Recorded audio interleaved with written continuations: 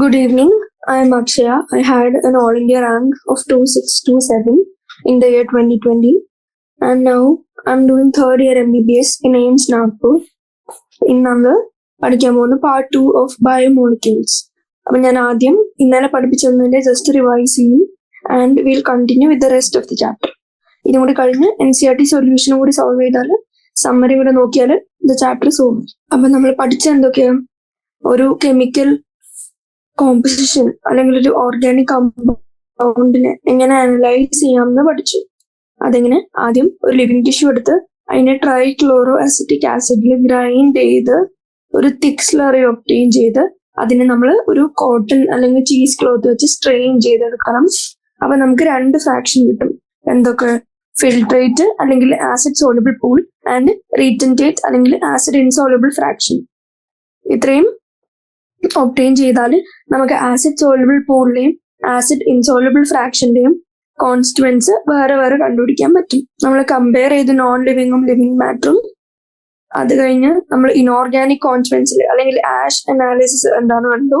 എങ്ങനെ ഒരു living tissue ആദ്യം ഡ്രൈ ചെയ്തു, എന്നിട്ട് അതിനെ ഡ്രൈ വെയിറ്റ് എടുത്തു, എന്നിട്ട് എങ്ങനെയാ അതിനെ ബേൺ ചെയ്ത് കഴിയുമ്പോൾ അതിന്റെ CO2 വാട്ടർ വേപ്പർ എന്നത് കാർബൺ കമ്പൗണ്ട്സ് എങ്ങനെയാവും, ഓക്സിഡൈസ് ആയിട്ട് റിലീസ് ആവും അല്ലെങ്കിൽ റിമൂവ് ആവും.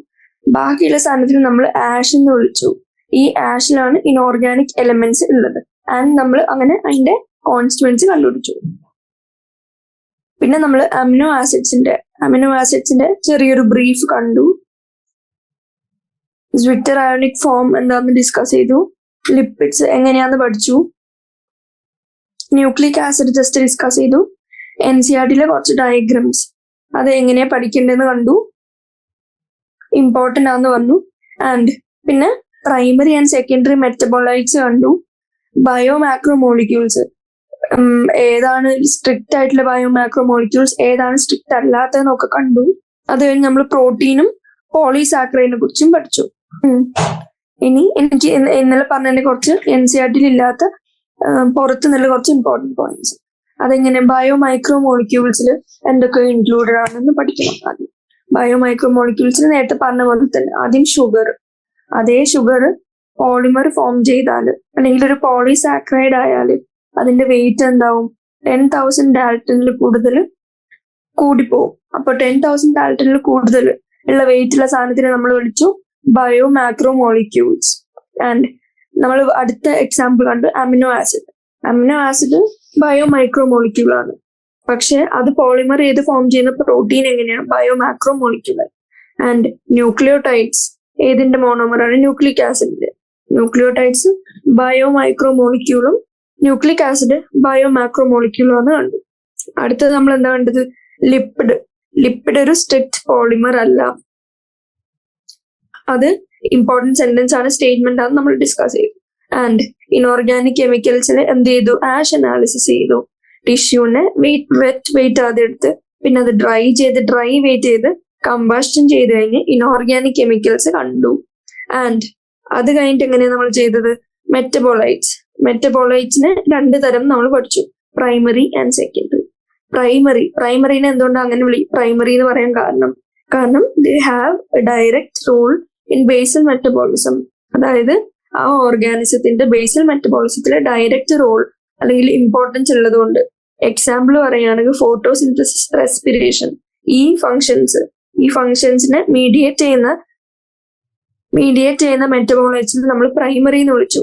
ആൻഡ് അങ്ങനെ ഡയറക്റ്റ് റോൾ ഇല്ലാത്തതിന്, ഗ്രോത്തിനും ഡെവലപ്മെന്റിലും ഡയറക്റ്റ് റോൾ ഇല്ലാത്തതിന് നമ്മൾ സെക്കൻഡറി മെറ്റബോളൈറ്റ്സ് എന്ന് വിളിച്ചു. പിന്നെ നമ്മൾ എന്ത് കണ്ടു? കാർബോഹൈഡ്രേറ്റ് അല്ലെങ്കിൽ ഷുഗറിനെ കണ്ടു. അതിന് ഫങ്ഷണൽ ഗ്രൂപ്പ് എന്തായിരിക്കും? ഒരു ഹൈഡ്രോക്സിൽ ഗ്രൂപ്പും ഒരു ആൽഡിഹൈഡ് അല്ലെങ്കിൽ ഒരു കീറ്റോ ഗ്രൂപ്പും ഉണ്ടെന്ന് പഠിച്ചു. ഇനി ഈ കാർബോഹൈഡ്രേറ്റ്സിന്റെ മോണോമറിനെ നമ്മൾ എന്ത് വിളിച്ചു? മോണോസാക്കറൈഡ് എന്ന് വിളിച്ചു. ഇനി കാർബണിന്റെ എണ്ണം അനുസരിച്ച് നമ്മൾ ക്ലാസിഫൈ ചെയ്തു. അതിങ്ങനെ 3 കാർബൺ ഉള്ളതിന് നമ്മൾ എന്ത് വിളിച്ചു? ട്രയോസ് എന്ന് വിളിച്ചു. ട്രയോസിന്റെ എക്സാമ്പിൾ അല്ലെങ്കിൽ ഐഡന്റിഫൈ ചെയ്യാൻ ക്വസ്റ്റ്യൻ വന്നത് which one of the following is A triose എന്ന് ചോദിച്ചാൽ ഐഡന്റിഫൈ ചെയ്യണമെങ്കിൽ എങ്ങനെ അറിയണം? ട്രയോസിന്റെ ഒരു എക്സാമ്പിൾ അറിയണം. അതെന്താ? ഗ്ലിസറാൽഡിഹൈഡ്. ആൻഡ് 4 കാർബൺ ആണെങ്കിൽ നമുക്കറിയാം 4 ടെട്ര എന്നാണ് 4 അല്ലെങ്കിൽ പറയുന്നത്. അപ്പോൾ അത് ടെട്രോസ്. അതിന്റെ എക്സാമ്പിൾ എറിത്രോസ്. ആൻഡ് 5 ആണെങ്കിൽ പെൻറ്റോസ് എന്ന് വിളിച്ചു. അതിന്റെ എക്സാമ്പിൾ നമ്മൾ കണ്ടു, റൈബോസ് അല്ലെങ്കിൽ ഡിയോക്സി റൈബോസ്. ഇനി അടുത്തത് 6 ആണെങ്കിൽ ഹെക്സോസ് എന്ന് വിളിച്ചു. നമുക്ക് എല്ലാവർക്കും അറിയുന്ന എക്സാമ്പിൾ ഗ്ലൂക്കോസ്. ഇനി റെഡ്യൂസിങ് ഷുഗേഴ്സിന് ഐഡന്റിഫൈ ചെയ്യാനുള്ള കെമിസ്ട്രിയിൽ നമ്മൾ യൂസ് ചെയ്യുന്ന ടെസ്റ്റ് ഏതാ? ഫെല്ലിങ്സ് റിയേജന്റ് അല്ലെങ്കിൽ ഫെല്ലിങ്സ് ടെസ്റ്റും ബെനഡിക്സ് റിയേജന്റ് അല്ലെങ്കിൽ ബെനഡിക്സ് ടെസ്റ്റും. ഇനി ബെനഡിക്സ് ടെസ്റ്റിന് ഇതെങ്ങനെയാ, പ്രിൻസിപ്പിൾ എങ്ങനെയാ? എന്താന്ന് വെച്ചാല് ആ ബെനഡിക്ട് റിയേജന്റിൽ എന്തുണ്ടാവും? Cu2+ ഉണ്ടാവും, which is blue in colour. അപ്പോൾ അത് നമ്മൾ സാമ്പിളുമായിട്ട് മിക്സ് ചെയ്യുക. സാമ്പിളുമായിട്ട് മിക്സ് ചെയ്ത് ഹീറ്റ് ചെയ്യുക. ഹീറ്റ് ചെയ്യുമ്പോൾ ഇഫ് ആ സാമ്പിളിൽ റെഡ്യൂസിങ് ഷുഗർ ഉണ്ടെങ്കിൽ ആ Cu2+ റെഡ്യൂസ് ആയി എന്താവും? Cu+ ആവും. ആൻഡ് നമ്മുടെ വിസിബിൾ ഐസിന് നമുക്ക് എങ്ങനെയാ അത് ബ്ലൂ കളറിന് റെഡ് കളറായിട്ട് കാണും. അപ്പൊ നമുക്ക് എന്ത് മനസ്സിലായി? ആ സാമ്പിളിൽ റെഡ്യൂസിങ് ഷുഗർ ഉണ്ടെന്ന് മനസ്സിലായി. അപ്പൊ അതാണ് നമ്മുടെ ബെനഡിക്ട് ടെസ്റ്റിന്റെ പ്രിൻസിപ്പിൾ. അതും ഡിസ്കസ് ചെയ്തു. ഇനി അടുത്ത പോയിന്റിലേക്ക് വരികയാണെങ്കിൽ ഡൈസാക്രൈഡ്സ്. ഡൈസാക്രൈഡ്സ് എങ്ങനെയാ ഫോം ചെയ്യുന്നത്? ഞാൻ പറഞ്ഞു, ആദ്യം ഒരു ഷുഗർ വരക്കുക. ആൻഡ് അതിന്റെ ഫേസ്റ്റ് കാർബണില് ഒരു എച്ചും ഒരു OHും മാർക്ക് ചെയ്തിട്ടുണ്ടാവും. ഒരു എച്ചും ഒരു OHും ഉണ്ട്. ആൻഡ് അതേപോലെ തന്നെ തൊട്ടടുത്ത് പോളിമറൈസ് ചെയ്യാൻ നിൽക്കാൻ വേണ്ടി അല്ലെങ്കിൽ ഡൈസാക്രൈഡ് ഫോം ചെയ്യാൻ നിൽക്കാൻ വേണ്ടി അടുത്ത് നമ്മുടെ കൺവീനിയന്റിന് തൊട്ടടുത്ത് വേറൊരു മോണോസാക്രൈഡും കൂടെ വരച്ചു വെക്കാം, അല്ലെങ്കിൽ ഷുഗറും കൂടെ വരച്ചു വെക്കാം. ആൻഡ് അതിന്റെ ഫോർത്ത് കാർബണിൽ, എത്രാമത്തെ കാർബണിൽ? ഫോർത്ത് കാർബണിലെ HNOH നമ്മൾ ഡിനോട്ട് ചെയ്യും. അപ്പൊ 1ലും 4ലും നമ്മൾ HNOH ഡിസ്പ്ലേ ചെയ്തു ഓൾറെഡി. ആൻഡ് ഇത് രണ്ടും അടുത്ത് വരുമ്പോൾ എന്ത് പറ്റും?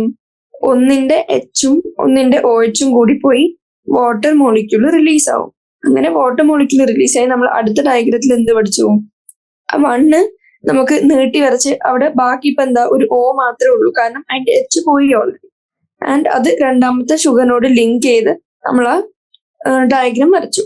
ഇനി നമ്മൾ പ്രോട്ടീനിൽ കണ്ടിരുന്നു റൈറ്റ് എൻഡിന് നമ്മൾ റൈറ്റ് എൻഡിനും ലെഫ്റ്റ് എൻഡിനും നമ്മൾ വേറെ വേറെ പേര് വിളിച്ചിരുന്നു. N ടെർമിനൽ, C ടെർമിനൽ ഒക്കെ. അതേപോലെ കാർബോഹൈഡ്രേറ്റ്സിനെ എങ്ങനെയാ വിളിക്കുന്നത്?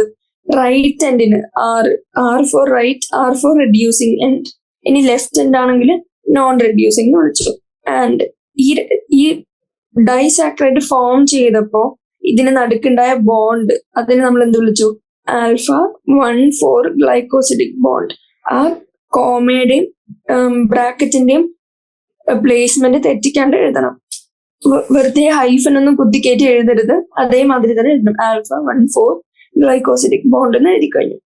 ആൻഡ് അതെന്താ α1,4 എന്ന് വിളിക്കാൻ കാരണം ആ ഡൈസാക്രൈഡ് ഫോം ചെയ്യാൻ ആദ്യം ഫസ്റ്റ് കാർബണില് HNOH ആണ്, HNOHലും രണ്ടാമത്തെ കാർബണിന്റെ ഫോർത്ത് കാർബണിൽ HNOHലുമാണ് വാട്ടർ മോളിക്യൂൾ പോയത്. അതുകൊണ്ടാണ് നമ്മൾ അതിനെ α1,4 ഗ്ലൈക്കോസിഡിക് ബോണ്ട് എന്ന് വിളിച്ചത്.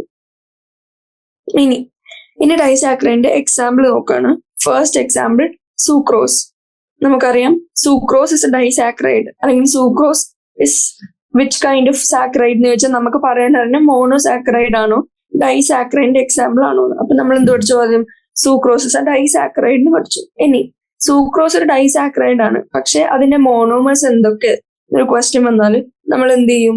നമ്മൾ അറിഞ്ഞിരിക്കണം അത് ഗ്ലൂക്കോസും ഫ്രക്ടോസും അടുത്ത് വരുമ്പോൾ ഒരു വാട്ടർ മോളിക്യൂൾ പോയിട്ട് ഉണ്ടായി വരുന്ന സാധനമാണ് സൂക്രോസ്. ഇനി അതിന്റെ ബോണ്ട് ഏതാന്ന് വെച്ചാൽ എന്ത് പറയും? അതിന്റെ ബോണ്ട് α1 β2 ഗ്ലൈക്കോസിഡിക് ബോണ്ട്. അത് തെറ്റിക്കരുത്. ആ α1ഉം β2ഉം അല്ലെങ്കിൽ α2 β1 അങ്ങനെ ഇന്റർചേഞ്ച് ഒന്നും ആയി പോരുത്. ആ പ്ലേസ്മെന്റും ഓർഡറും തെറ്റിക്കാണ്ട് എഴുതുക. അപ്പൊ സൂക്രോസിലെ ബോണ്ട് ഏതാന്ന് കണ്ടു? α1 β2 ഗ്ലൈക്കോസിഡിക് ബോണ്ട്. ഇനി സൂക്രോസ് ഒരു റെഡ്യൂസിങ് ആണോ നോൺ റെഡ്യൂസിങ് ഷുഗർ ആണോ എന്ന് ചോദിച്ചു. അപ്പൊ നമ്മൾ എന്ത് പറയും? സൂക്രോസ് ഒരു നോൺ റെഡ്യൂസിങ് ഷുഗർ ആണ്. അത്രയും കാര്യം അറിഞ്ഞിരിക്കുക. ഇനി അടുത്തത് സൂക്രോസ് കഴിഞ്ഞാൽ ഞാൻ അടുത്ത എക്സാമ്പിൾ ആണ് ലാക്ടോസ്. ലാക്ടോസും ഒരു ഡൈസാക്രൈഡ് ആണ്. അപ്പൊ അതിന്റെ മോണോമേഴ്സ് എന്തൊക്കെയായിരിക്കും? ഒരു ഗ്ലൂക്കോസും ഒരു ഗാലക്ടോസും. ഗ്ലൂക്കോസും ഗാലക്ടോസും ചേർന്ന് ലാക്ടോസ് ഉണ്ടായി. ആൻഡ് അതിന്റെ ബോണ്ട് ഏതാന്ന് വെച്ചാൽ എന്താ പറയാ? Lactose is formed by which bond എന്ന് വെച്ചാൽ, അല്ലെങ്കിൽ ലാക്ടോസിൽ പ്രസന്റ് ആയിട്ടുള്ള ബോണ്ട് ഏതാന്ന് വെച്ചാൽ എന്താ പറയും? β1,4-glycosidic bond. β1,4-glycosidic bond. ഇനി ഞാൻ ചോദിക്കാണ്, ഫസ്റ്റ് തൊട്ട് നമ്മൾ ഡിസ്കസ് ചെയ്തു ഏത് ജനറലി ഷുഗറിന് അല്ലെങ്കിൽ ഒരു ഡൈസാക്രൈഡിന് ഏത് ബോണ്ട് ഉണ്ടെന്ന് പറഞ്ഞു, α1,4-glycosidic ബോണ്ട്. സൂക്രോസിന് സ്പെസിഫിക്കലി ചോദിച്ചാൽ നമ്മൾ പറയണം α1β2-glycosidic ബോണ്ട്. ഇനി ലാക്ടോസിന് ഏതാണ് എക്സാക്ട്ലി ചോദിച്ചാൽ നമ്മൾ പറയും β1,4-glycosidic ബോണ്ട്. അപ്പൊ ഇത്രയും പോയിന്റ്സ് നമ്മൾ പഠിച്ചു. ഇനി അടുത്ത ക്വസ്റ്റ്യൻ സ്റ്റേറ്റ്മെന്റ് വരാൻ പോവാ.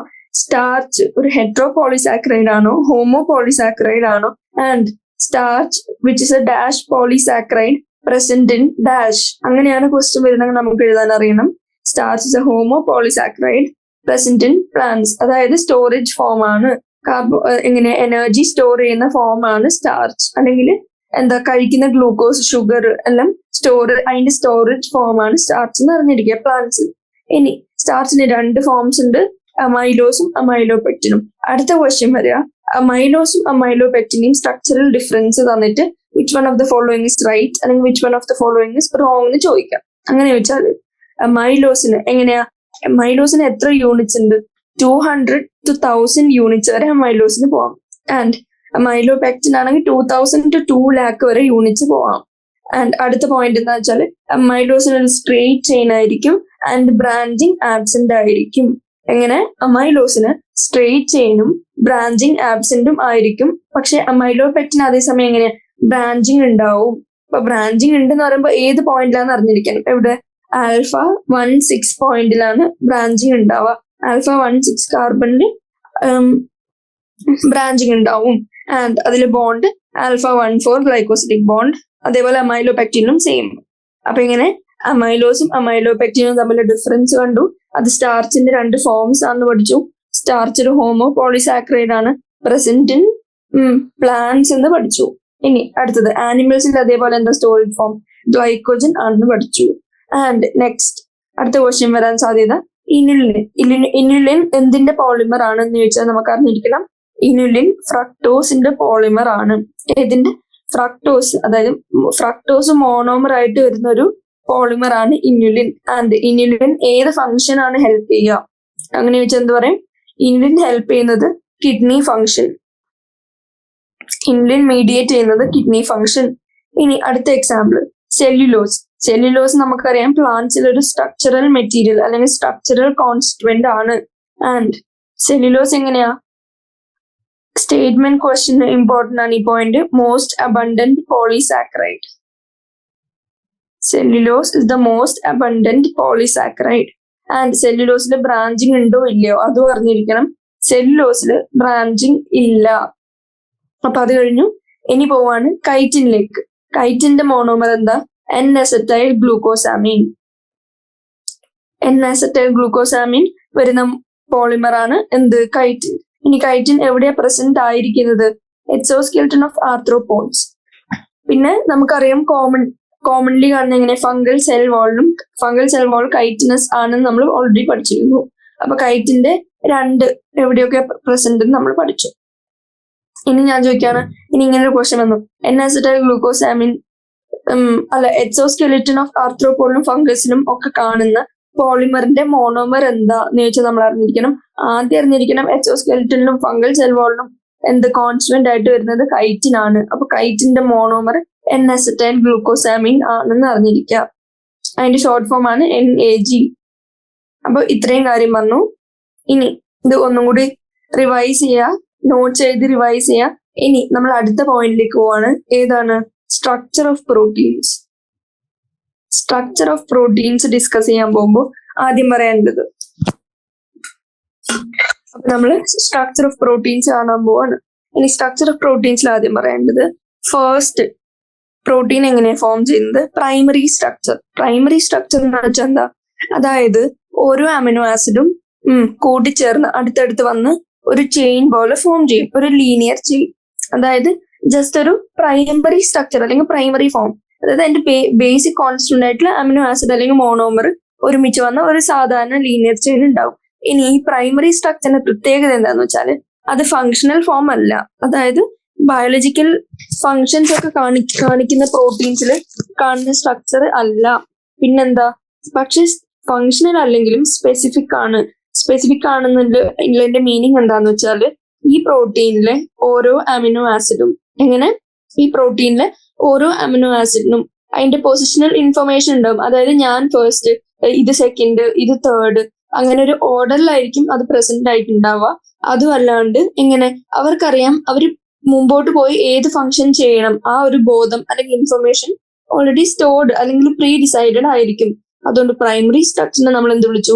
സ്പെസിഫിക് ആണെന്ന് പറഞ്ഞു, പക്ഷെ ഫങ്ഷണൽ അല്ല എന്ന് പറഞ്ഞു. ഇനി അടുത്തത് സെക്കൻഡറി ഫോൾഡിങ് കണ്ടു. സെക്കൻഡറി ഫോൾഡിങ്ങിൽ 3 ഫോംസ് കാണാം. അതിലൊന്നാമത്തത് ആൽഫ ഹെലിക്സ്, രണ്ടാമത്തത് ബീറ്റ പ്ലീറ്റഡ് ഷീറ്റ്സ്, മൂന്നാമത്തത് ട്രിപ്പിൾ ഹെലിക്സ്. ഇനി ആൽഫ ഹെലിക്സിനെയും ബീറ്റ പ്ലീറ്റഡ് ഷീറ്റ്സിനെയും നമ്മൾ എന്ത് വിളിച്ചു? ലിനസ് പോളിംഗ് എന്ന് വിളിച്ചു. ഇനി ട്രിപ്പിൾ ഹെലിക്സ് നമുക്കറിയാം സമ്മറിയിലല്ല, ചാപ്റ്ററിന്റെ ഇൻട്രൊഡക്ഷനിൽ, ഒരു ചാപ്റ്ററിന്റെ ഇൻട്രൊഡക്ഷനിൽ നമ്മൾ രാമചന്ദ്രനെ കുറിച്ച് പഠിച്ചിരുന്നു. മിസ്റ്റർ രാമചന്ദ്രൻ എന്ന് വെച്ചാൽ ആ സയന്റിസ്റ്റ് ആണ് ട്രിപ്പിൾ ഹെലിക്സ് ഓഫ് പ്രോട്ടീൻ അത് കൊണ്ടുവന്നത് അല്ലെങ്കിൽ ഡിസ്കവർ ചെയ്തതെന്ന് നമുക്ക് അറിഞ്ഞിരിക്കണം. അപ്പൊ നമ്മൾ അതിന് എന്ത് വിളിച്ചു? ട്രിപ്പിൾ ഹെലിക്സിനെ രാമചന്ദ്രൻ പ്ലോട്ട് എന്നും കൂടി വിളിച്ചു. നമ്മൾ പ്രൈമറി സ്ട്രക്ചർ കണ്ടു. പ്രൈമറി സ്ട്രക്ചർ ഫങ്ഷണൽ അല്ല, പക്ഷെ സ്പെസിഫിക് ആണെന്ന് പഠിച്ചു. ആൻഡ് സെക്കൻഡറി ഫോൾഡിങ് എന്തൊക്കെ തരന്ന് കണ്ടു, അതിന് വേറെ എന്തൊക്കെ വിളിച്ചു എന്ന് പഠിച്ചു. ഇനി ടേഴ്ഷ്യറി സ്ട്രക്ചർ എല്ലാ എൻസൈംസിലും കാണുന്ന അല്ലെങ്കിൽ എൻസൈമിന്റെ ഫങ്ഷൻ ചെയ്യുന്ന പ്രോട്ടീനിൽ കാണുന്ന സ്ട്രക്ചർ എങ്ങനെ? ടേഴ്ഷ്യറി സ്ട്രക്ചർ. ടേഴ്ഷ്യറി സ്ട്രക്ചറിന്റെ പ്രത്യേകത എന്താ? ടേഴ്ഷ്യറി സ്ട്രക്ചർ എന്ന് വെച്ചാൽ ആ linear chain folds upon itself, അതിനോട് തന്നെ ആ ചെയിനോട് തന്നെ അങ്ങോട്ടും ഇങ്ങോട്ടും ഫോൾഡ് ആയിട്ട് അവർ കുറച്ച് ക്രെവിസസും പോക്കറ്റ്സും ഫോം ചെയ്യും. ആ ക്രെവിസസും പോക്കറ്റ്സിനെ നമ്മൾ എന്ത് വിളിച്ചു? ആക്റ്റീവ് സൈറ്റ് എന്ന് വിളിച്ചു. കാരണം ആ സൈറ്റിലാണ് ഒരു റിയാക്ഷന്റെ സമയത്ത് ഇന്ന എൻസൈം കാറ്റലൈസ് ചെയ്യുന്ന റിയാക്ഷന്റെ സമയത്ത് സബ്സ്ട്രേറ്റിനോട് ജോയിൻ ചെയ്യുന്ന അല്ലെങ്കിൽ സബ്സ്ട്രേറ്റിനോട് ഫിറ്റ് ചെയ്യുന്ന സൈറ്റിനെ എന്ത് വിളിച്ചു? ആക്റ്റീവ് സൈറ്റ് എന്ന് വിളിച്ചു. ഇനി നാലാമത്തേത് ക്വാട്ടർണറി സ്ട്രക്ചർ. ക്വാട്ടർണറി സ്ട്രക്ചർ എന്ന് വെച്ചാൽ വേറെ സെയിം സബ് യൂണിറ്റ്സ് ആവണമെന്നില്ല, വേറെ സബ് യൂണിറ്റ്സും അടുപ്പിച്ച് വന്ന് അവരെങ്ങനെയെങ്കിലും ജോയിൻ ചെയ്ത് ഒരു ആഗ്രിഗേറ്റ് പോലെ ഫോം ചെയ്യും. And in different architecture. അപ്പൊ അങ്ങനെ ഫോം ചെയ്യുന്നതിനെ നമ്മൾ ക്വാട്ടർണറി സ്ട്രക്ചർ എന്ന് വിളിച്ചു. ആൻഡ് എക്സാമ്പിൾ ആയിട്ട് നമ്മൾ കണ്ടത് ഹീമോഗ്ലോബിൻ എങ്ങനെയാ? ഹീമോഗ്ലോബിൻ ഒരു ടെട്രാമർ ആണ്. പോരാത്തതിന് അതിന് 2 സബ് യൂണിറ്റ്സ് ഉണ്ട്, ആൽഫയും ഉണ്ട് ബീറ്റയും ഉണ്ട്. അപ്പൊ 2 ആൽഫയും 2 ബീറ്റയും, അതായത് ആൽഫ 2 ബീറ്റ 2. ആൽഫ 2 ബീറ്റ 2 ആണ് ഹീമോഗ്ലോബിന്റെ സ്ട്രക്ചറൽ ഫോർമുല എന്ന് പറയുന്നത്. അപ്പോൾ നമ്മളത് ക്വാട്ടർണറി സ്ട്രക്ചറിന്റെ എക്സാമ്പിൾ ആയിട്ട് കണ്ടു. നമ്മൾ NCERT-ലേക്ക് വരികയാണ്. അപ്പൊ ആദ്യം പറയുന്നത് പ്രോട്ടീൻസ് ഹെട്രോപോളിമേഴ്സ് ആണ്. അത് ആദ്യത്തെ സെന്റൻസ്. ഹോമോപോളിമേഴ്സ് ആണോന്ന് ഹെട്രോപോളിമേഴ്സ് ആണോന്ന് തെറ്റിപ്പോവാണ്ടിരിക്കാം. അപ്പൊ പ്രോട്ടീൻസ് ഹോമോപോളിമേഴ്സ് ആണ്, കണ്ടെയ്നിങ് സ്ട്രിങ്സ് ഓഫ് അമിനോ ആസിഡിന്റെ ഒരു സ്ട്രിങ് കൊണ്ടുണ്ടാക്കിയതാണ് പ്രോട്ടീൻ. ഇനി നമ്മൾ എന്താ പറയാ? ഇനി ഇൻഓർഗാനിക് കെമിസ്ട്രിയിൽ സ്ട്രക്ചർ എങ്ങനെയാ? സ്ട്രക്ചർ മോളിക്കുലർ ഫോമിലെയും ഇൻവേരിയബിളി ഡിഫറെന്റ് അല്ല, കാരണം ഓൾമോസ്റ്റ് സെയിം തന്നെയാണ്. കാരണം അതിന് പൊസിഷണൽ ഡിഫറൻസ് ഒന്നും ഇല്ല. ലൈക്ക് ഇൻ ഓർഗാനിക് കമ്പൗണ്ട്സ് അതിന്റെ 3D അറേഞ്ച്മെന്റോ അല്ലെങ്കിൽ 3D ഡയമെൻഷനിൽ എങ്ങനെയാണെന്നുള്ളൊരു ഡൗട്ട് ഇല്ല ഇൻഓർഗാനിക് കെമിസ്ട്രിയിലെ സ്ട്രക്ചേഴ്സിന്. പക്ഷെ ഓർഗാനിക്കിന് എങ്ങനെയാ? സ്ട്രക്ചറൽ ഫോമുല വേറെ ആയിരിക്കും, ഇനി മോളിക്കുലർ ഫോമുലയും വേറെ ആയിരിക്കും. കാരണം അതിന് 3 ഡയമെൻഷണൽ വ്യൂ വരുന്നതുണ്ട്. ഇനി നമ്മൾ എന്താ ചെയ്യുന്നത്? നമ്മൾ ആദ്യം പ്രൈമറി സ്ട്രക്ചറിനെ കാണാൻ പോവാണ്. The sequence of amino acids that is the positional information in a protein. അതായത് അമിനോ ആസിഡ്സിന്റെ സീക്വൻസ് അതിന് സ്പെസിഫിക്കലി എന്തുണ്ട്? പൊസിഷണൽ ഇൻഫർമേഷൻ ഉണ്ട് ഒരു പ്രോട്ടീനിൽ. Which is the first amino acid, which is the second and so on. അതായത് ഏതാ first ഏതാ സെക്കൻഡ് എന്നുള്ളൊരു പൊസിഷണൽ ഇൻഫർമേഷൻ ഉള്ളതുകൊണ്ട് നമ്മൾ അതിന് എന്തെന്ന് വിളിച്ചു? പ്രൈമറി സ്ട്രക്ചർ എന്ന് വിളിച്ചു. അതായത് ആ സ്ട്രക്ചറിനെ നമ്മൾ പ്രൈമറി സ്ട്രക്ചർ ഓഫ് പ്രോട്ടീൻ എന്ന് വിളിച്ചു. ആൻഡ് ഇനി എന്താ? പ്രോട്ടീനെ ഒരു ലൈൻ ആയിട്ട് ഇമാജിൻ ചെയ്താൽ ലെഫ്റ്റ് എൻഡ് എങ്ങനെയാ? ഫസ്റ്റ് അമിനോ ആസിഡ് ആയിരിക്കും, and right end last amino acid. അപ്പൊ നമ്മൾ കാർബോഹൈഡ്രേറ്റ്സിൽ പറഞ്ഞ പോലെ 2 എൻഡ്സിനും 2 നെയിം കൊടുത്തു. ഫസ്റ്റ് അമിനോ ആസിഡിനെ എന്ത് വിളിച്ചു? എൻ ടെർമിനൽ അമിനോ ആസിഡ് എന്ന് വിളിച്ചു. അത് തെറ്റിപ്പോരുത്, കൺഫ്യൂസ്ഡ് ആയി പോരുത്. ലാസ്റ്റ് അമിനോ ആസിഡിനെ C ടെർമിനൽ. ഫസ്റ്റിനെയാണോ ലാസ്റ്റിനെയാണോ എൻ ടെർമിനൽ എന്ന് വിളിച്ചെന്ന് തെറ്റിപ്പോണ്ടിരിക്കുക. അപ്പൊ ഫസ്റ്റിന് എൻ ടെർമിനൽ എന്ന് വിളിച്ചു, ഇനി ലാസ്റ്റിന് C ടെർമിനൽ എന്ന് വിളിച്ചു. ഇനി protein thread does not exist throughout as an extended rigid rod. അതായത് ഒരു റിജിഡ് റോഡ് പോലെയല്ല ഫോം ചെയ്യുക. ചിലപ്പോ ചില പാർട്സിൽ, ചില പോർഷൻസിൽ, അതായത് only some portions of the protein, ചില പോർഷൻസിൽ എങ്ങനെ ഫോൾഡ് ചെയ്ത് ഹെലിക്സ് ആയിട്ട് ഫോം ചെയ്യാം. ആ ത്രെഡ് ഇങ്ങനെ ലീനിയർ ആയിട്ടല്ല, പക്ഷെ ഫോൾഡ് ചെയ്ത് ഹെലിക്കൽ ഫോമിൽ കാണാൻ പറ്റും. അപ്പൊ അങ്ങനെയും നമുക്ക് കാണാൻ പറ്റും. ഇനി അടുത്ത സെന്റൻസ് പറയുന്ന, പക്ഷെ പ്രോട്ടീൻസിൽ only right handed helices are observe. ആ സ്റ്റേറ്റ്മെന്റ് ക്വസ്റ്റ്യൻ പേപ്പറിൽ അതേപോലെ പ്രിന്റ് ആയിട്ട് വന്ന് ചോദിക്കാനുള്ള ചാൻസ് ഉണ്ട്. അപ്പൊ തെറ്റിപ്പോരുത്. അപ്പൊ ഇങ്ങനെ in proteins only right handed helices are observed. ആ സെന്റൻസ് പഠിച്ചു വെക്കാം. ഇനി നമ്മൾ നോക്കാൻ പോകുന്നത് എങ്ങനെയാ സെക്കൻഡറി സ്ട്രക്ചർ. സെക്കൻഡറി സ്ട്രക്ചർ എന്ന് വെച്ചാൽ എന്താന്ന് വെച്ചാൽ പല റീജിയൻസ്, ആ പ്രോട്ടീന്റെ പല റീജിയൻസ് ഫോൾഡഡ് ആയിട്ട് സെക്കൻഡറി സ്ട്രക്ചർ ഫോം ചെയ്യും. അതിന്റെ എക്സാമ്പിൾ ഇവിടെ ഡയഗ്രത്തിൽ സൈഡിൽ തന്നിട്ടുണ്ട്. ആൽഫ ഹെലിക്സും ബീറ്റ പ്ലീറ്റഡ് ഷീറ്റും. ഒരു ഫോം എന്ന് പറയുന്നത് ആൽഫ ഹെലിക്സ്, രണ്ടാമത്തത് ബീറ്റ പ്ലീറ്റഡ് ഷീറ്റ്. ഇത് രണ്ടും എന്തിന്റെ താഴെ വരുന്നത്? സെക്കൻഡറി ഫോമിന്റെ അല്ലെങ്കിൽ സെക്കൻഡറി സ്ട്രക്ചറിന്റെ. ഇനി നമ്മളൊരു വുള്ളൻ ബോളിന്റെ എക്സാമ്പിൾ എടുത്താല് എങ്ങനെയാ? ലോങ് പ്രോട്ടീൻ ചെയിൻ അതിനോട് തന്നെ ഫോൾഡഡ് ആയി ഒരു കംപ്ലീറ്റ്ലി ആഗ്രിഗേറ്റ് പോലെ ഫോം ചെയ്യും. എങ്ങനെ? അതിനോട് തന്നെ ഒടിഞ്ഞു മടങ്ങി ഒരു ഓർഡർ ഇല്ലാണ്ട്. അപ്പൊ അങ്ങനെ ഒരു വുളൻ ബോളിന്റെ എക്സാമ്പിൾ ചോദിച്ചാൽ അത് ഏത് സ്ട്രക്ചറിനോട് കമ്പയർ ചെയ്യുന്നത്? ടേഴ്സറി സ്ട്രക്ചറിനോട്. ആൻഡ് ഈ ടേഴ്സറി സ്ട്രക്ചറിന് ഒരു 3 ഡയമെൻഷണൽ വ്യൂവും ഉണ്ടാവും. ആൻഡ് ടേഴ്സറി സ്ട്രക്ചറിന്റെ പ്രത്യേകത എന്താ? അതാണ് അടുത്ത important point. Tertiary structure is absolutely necessary for the biological activities of proteins. അപ്പൊ അതും അറിഞ്ഞിരിക്കുക. അപ്പൊ അത് ഇമ്പോർട്ടന്റ് ആണ്. എങ്ങനെ ടേഴ്സറി സ്ട്രക്ചർ നെസസറി ആണ്. ഏത് സ്ട്രക്ചറാണ് necessary for biological activities of proteins എന്ന് ചോദിച്ചാൽ നമുക്ക് പറയാൻ അറിഞ്ഞിരിക്കണം അത് ടേഴ്സറി സ്ട്രക്ചർ ആണെന്ന്. ആൻഡ് ഈ സൈഡിലെ ഡയഗ്രത്തിലേക്ക് ഞാനിപ്പോ ഒരു 2 മിനിറ്റ് കഴിഞ്ഞ് വരാം, ഈ പാരഗ്രാഫും കൂടി ഡിസ്കസ് ചെയ്തിട്ട്. ആൻഡ് ചില പ്രോട്ടീൻസ് മോർ ദൻ 1 പോളിപെപ്റ്റൈഡ്, അതായത് ഒന്നിൽ കൂടുതൽ പോളിപെപ്റ്റൈഡ് അല്ലെങ്കിൽ സബ് യൂണിറ്റ്സ് പോളിപെപ്റ്റൈഡോ കൊണ്ട് ഉണ്ടായിരിക്കാം. കാരണം അവർ അങ്ങോട്ടും ഇങ്ങോട്ടും ഫോൾഡ് ചെയ്തിട്ട് അങ്ങനെ അവര് with respect to each other അങ്ങനെ ഫോൾഡ് ചെയ്തിട്ട് പോളിപെപ്റ്റൈഡ് ഫോം ചെയ്തു. എക്സാമ്പിൾ പറയാണ്, സ്ഫിയർ എടുക്കുകയാണെങ്കിൽ കുറെ സ്ഫിയർ ലീനിയർലി അറേഞ്ച് ചെയ്ത ഒരു എക്സാമ്പിൾ, അല്ലെങ്കിൽ ഒന്നിന്റെ മേലെ ഒന്നായിട്ട് അറേഞ്ച് ചെയ്ത ഒരു എക്സാമ്പിൾ, അങ്ങനെ ഒരു ക്യൂബായിട്ടോ പ്ലേറ്റ് ആയിട്ടോ അറേഞ്ച് ചെയ്തിരിക്കുക. അങ്ങനത്തെ എക്സാമ്പിൾ പറഞ്ഞാൽ നമുക്കൊരു 3 ഡയമെൻഷണൽ വ്യൂ കിട്ടുന്നുണ്ടല്ലോ. അങ്ങനെ different polypeptides, more than 1 polypeptides അല്ലെങ്കിൽ സബ് യൂണിറ്റ്സ് ഫോം ചെയ്യുന്ന ഒരു ആർക്കിടെക്ചറിനെ നമ്മൾ എന്ത് വിളിച്ചു? Quaternary structure of a protein എന്ന് വിളിച്ചു. അതിനെ ക്വാട്ടേണറി സ്ട്രക്ചർ എന്ന് വിളിച്ചു. അതിന്റെ എക്സാമ്പിളും അടുത്ത സെന്റൻസിൽ തന്നെ പറയുന്നുണ്ട്. അഡൽട്ട് ഹീമോഗ്ലോബിൻ എങ്ങനെയാ? 4 സബ് യൂണിറ്റ്സ് ഉണ്ട്, അതായത് മോർ ദൻ 1 സബ് യൂണിറ്റ്സ് ആയി. അത് തന്നെ 2 എണ്ണം ഐഡന്റിക്കൽ ടു ഈച്ച് അതർ ആണ്, അതായത് 2 ആൽഫ ടൈപ്പും 2 ബീറ്റ ടൈപ്പും. അത് തെറ്റിപ്പോരുത്. അപ്പൊ നമ്മൾ അതിനെ ആൽഫ 2 ബീറ്റ 2 എന്ന് വിളിച്ചു. ഇനി ആൽഫ 2 ബീറ്റ 2 ഹീമോഗ്ലോബിന്റെ മോളിക്യുലർ സ്ട്രക്ചർ ആണ്. ആൻഡ് അത് ഏത് സ്ട്രക്ചർ ആണ്? ക്വാട്ടേണറി സ്ട്രക്ചർ ആണ്. ഇനി ഈ ഡയഗ്രത്തിലേക്ക് വരാം. ഈ ഡയഗ്രം തന്നെ മാച്ച് ദ ഫോളോയിങ്ങോ ഐഡന്റിഫൈയോ ചെയ്യാൻ പറഞ്ഞാൽ അറിഞ്ഞിരിക്കണം. ആൻഡ് ഈ ടേഴ്സറി സ്ട്രക്ചറിൽ ഹൈഡ്രജൻ ബോണ്ടും ഡൈസൾഫൈഡ് ബോണ്ടും ശ്രദ്ധിച്ചിരിക്കാം. ഇനി ക്വാട്ടേണറി സ്ട്രക്ചറിന്റെ ഈ ഡയഗ്രാം തന്നിട്ട് എക്സാമ്പിൾ ചോദിക്കുകയാണെങ്കിൽ നമുക്ക് അറിഞ്ഞിരിക്കണം അഡൽട്ട് ഹ്യൂമൻ ഹീമോഗ്ലോബിൻ നോട്ട് ചെയ്ത് എഴുതണം. അപ്പൊ അത്രയും കഴിഞ്ഞു. ഇനി അടുത്ത ടോപ്പിക്കായ എൻസൈംസിലേക്ക് പോവാം. അതിന് NCERT പറയുന്ന ആദ്യത്തെ sentence, almost all enzymes are protein. അതെന്നെ പറയുന്നത് എന്താ? ഓൾമോസ്റ്റ് എന്നാ പറയുന്നത്, ഓൾ എന്ന് പറയുന്നില്ല. അപ്പൊ ഇങ്ങനെയാ നമുക്ക് മനസ്സിലായി ചില എൻസൈംസ് പ്രോട്ടീൻ അല്ലാത്തതും ഉണ്ട് എന്ന്. അടുത്ത സെന്റൻസിൽ തന്നെ പറയുന്നുണ്ട് there are some nucleic acid. എങ്ങനെ? എൻസൈം ആയിട്ട് ബിഹേവ് ചെയ്യുന്ന ന്യൂക്ലിക് ആസിഡ്സും ഉണ്ട്. അതിനെ നമ്മൾ എന്ത് വിളിച്ചു? അങ്ങനത്തെ എൻസൈംസിനെ നമ്മൾ വിളിച്ചു റൈബോസൈം. ഈ റൈബോസൈം പ്രീവിയസ് ഇയർ ക്വസ്റ്റനിൽ പലതവണ ചോദിച്ചിട്ടുണ്ട്. അപ്പൊ അങ്ങനെ അതിനെ റൈബോസൈം എന്ന് വിളിച്ചു. And one can depict an enzyme by a line diagram. അങ്ങനെ ഒരു എൻസൈമിനെ നമുക്ക് ലൈൻ ഡയഗ്രാം ആയിട്ട് ഡെപ്പിക്ട് ചെയ്യാൻ പറ്റും. And an enzyme like any protein ഏത് സ്ട്രക്ചർ ആണ്? ഹാസ് എ പ്രൈമറി സ്ട്രക്ചർ, അതായത് അമിനോ ആസിഡ് സീക്വൻസ്. ആൻഡ് അടുത്ത സെന്റൻസ് പറയാണ് സെക്കൻഡറി സ്ട്രക്ചർ ഉണ്ട്, ടേഴ്സറി സ്ട്രക്ചർ ഉണ്ട്. അതായത് എൻസൈംസിന് വേറെ ഏത് പ്രോട്ടീനും പോലെ ഏതൊക്കെ സ്ട്രക്ചേഴ്സ് ഉണ്ട്? പ്രൈമറി സ്ട്രക്ചർ ഉണ്ട്, സെക്കൻഡറി സ്ട്രക്ചർ ഉണ്ട്, ടേഴ്സറി സ്ട്രക്ചറും ഉണ്ട്. ഇനി ടേഴ്സറി സ്ട്രക്ചർ നോക്കുകയാണെങ്കിൽ നമുക്ക് കാണാൻ പറ്റും backbone of a protein chain folds. Upon itself tertiary സ്ട്രക്ചറിലെ ഒരു പ്രോട്ടീൻ ചെയിന്റെ ബാക്ക് ബോൺ അതിനോട് തന്നെ ഫോൾഡ് ആയിട്ട് ക്രിസ് ക്രോസ് ചെയ്യും. എങ്ങനെ സ്വന്തം ചെയിനോട് തന്നെ ക്രിസ് ക്രോസ് ചെയ്ത് കുറെ ക്രെവിസസും പോക്കറ്റ്സും ഫോം ചെയ്യും. അത് ഞാൻ ഓൾറെഡി നേരത്തെ പറഞ്ഞിരുന്നു.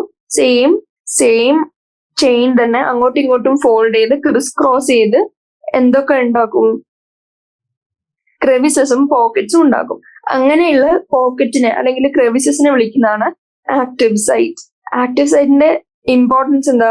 Active site is of an enzyme is a crevice or pocket in to which the substrate fits.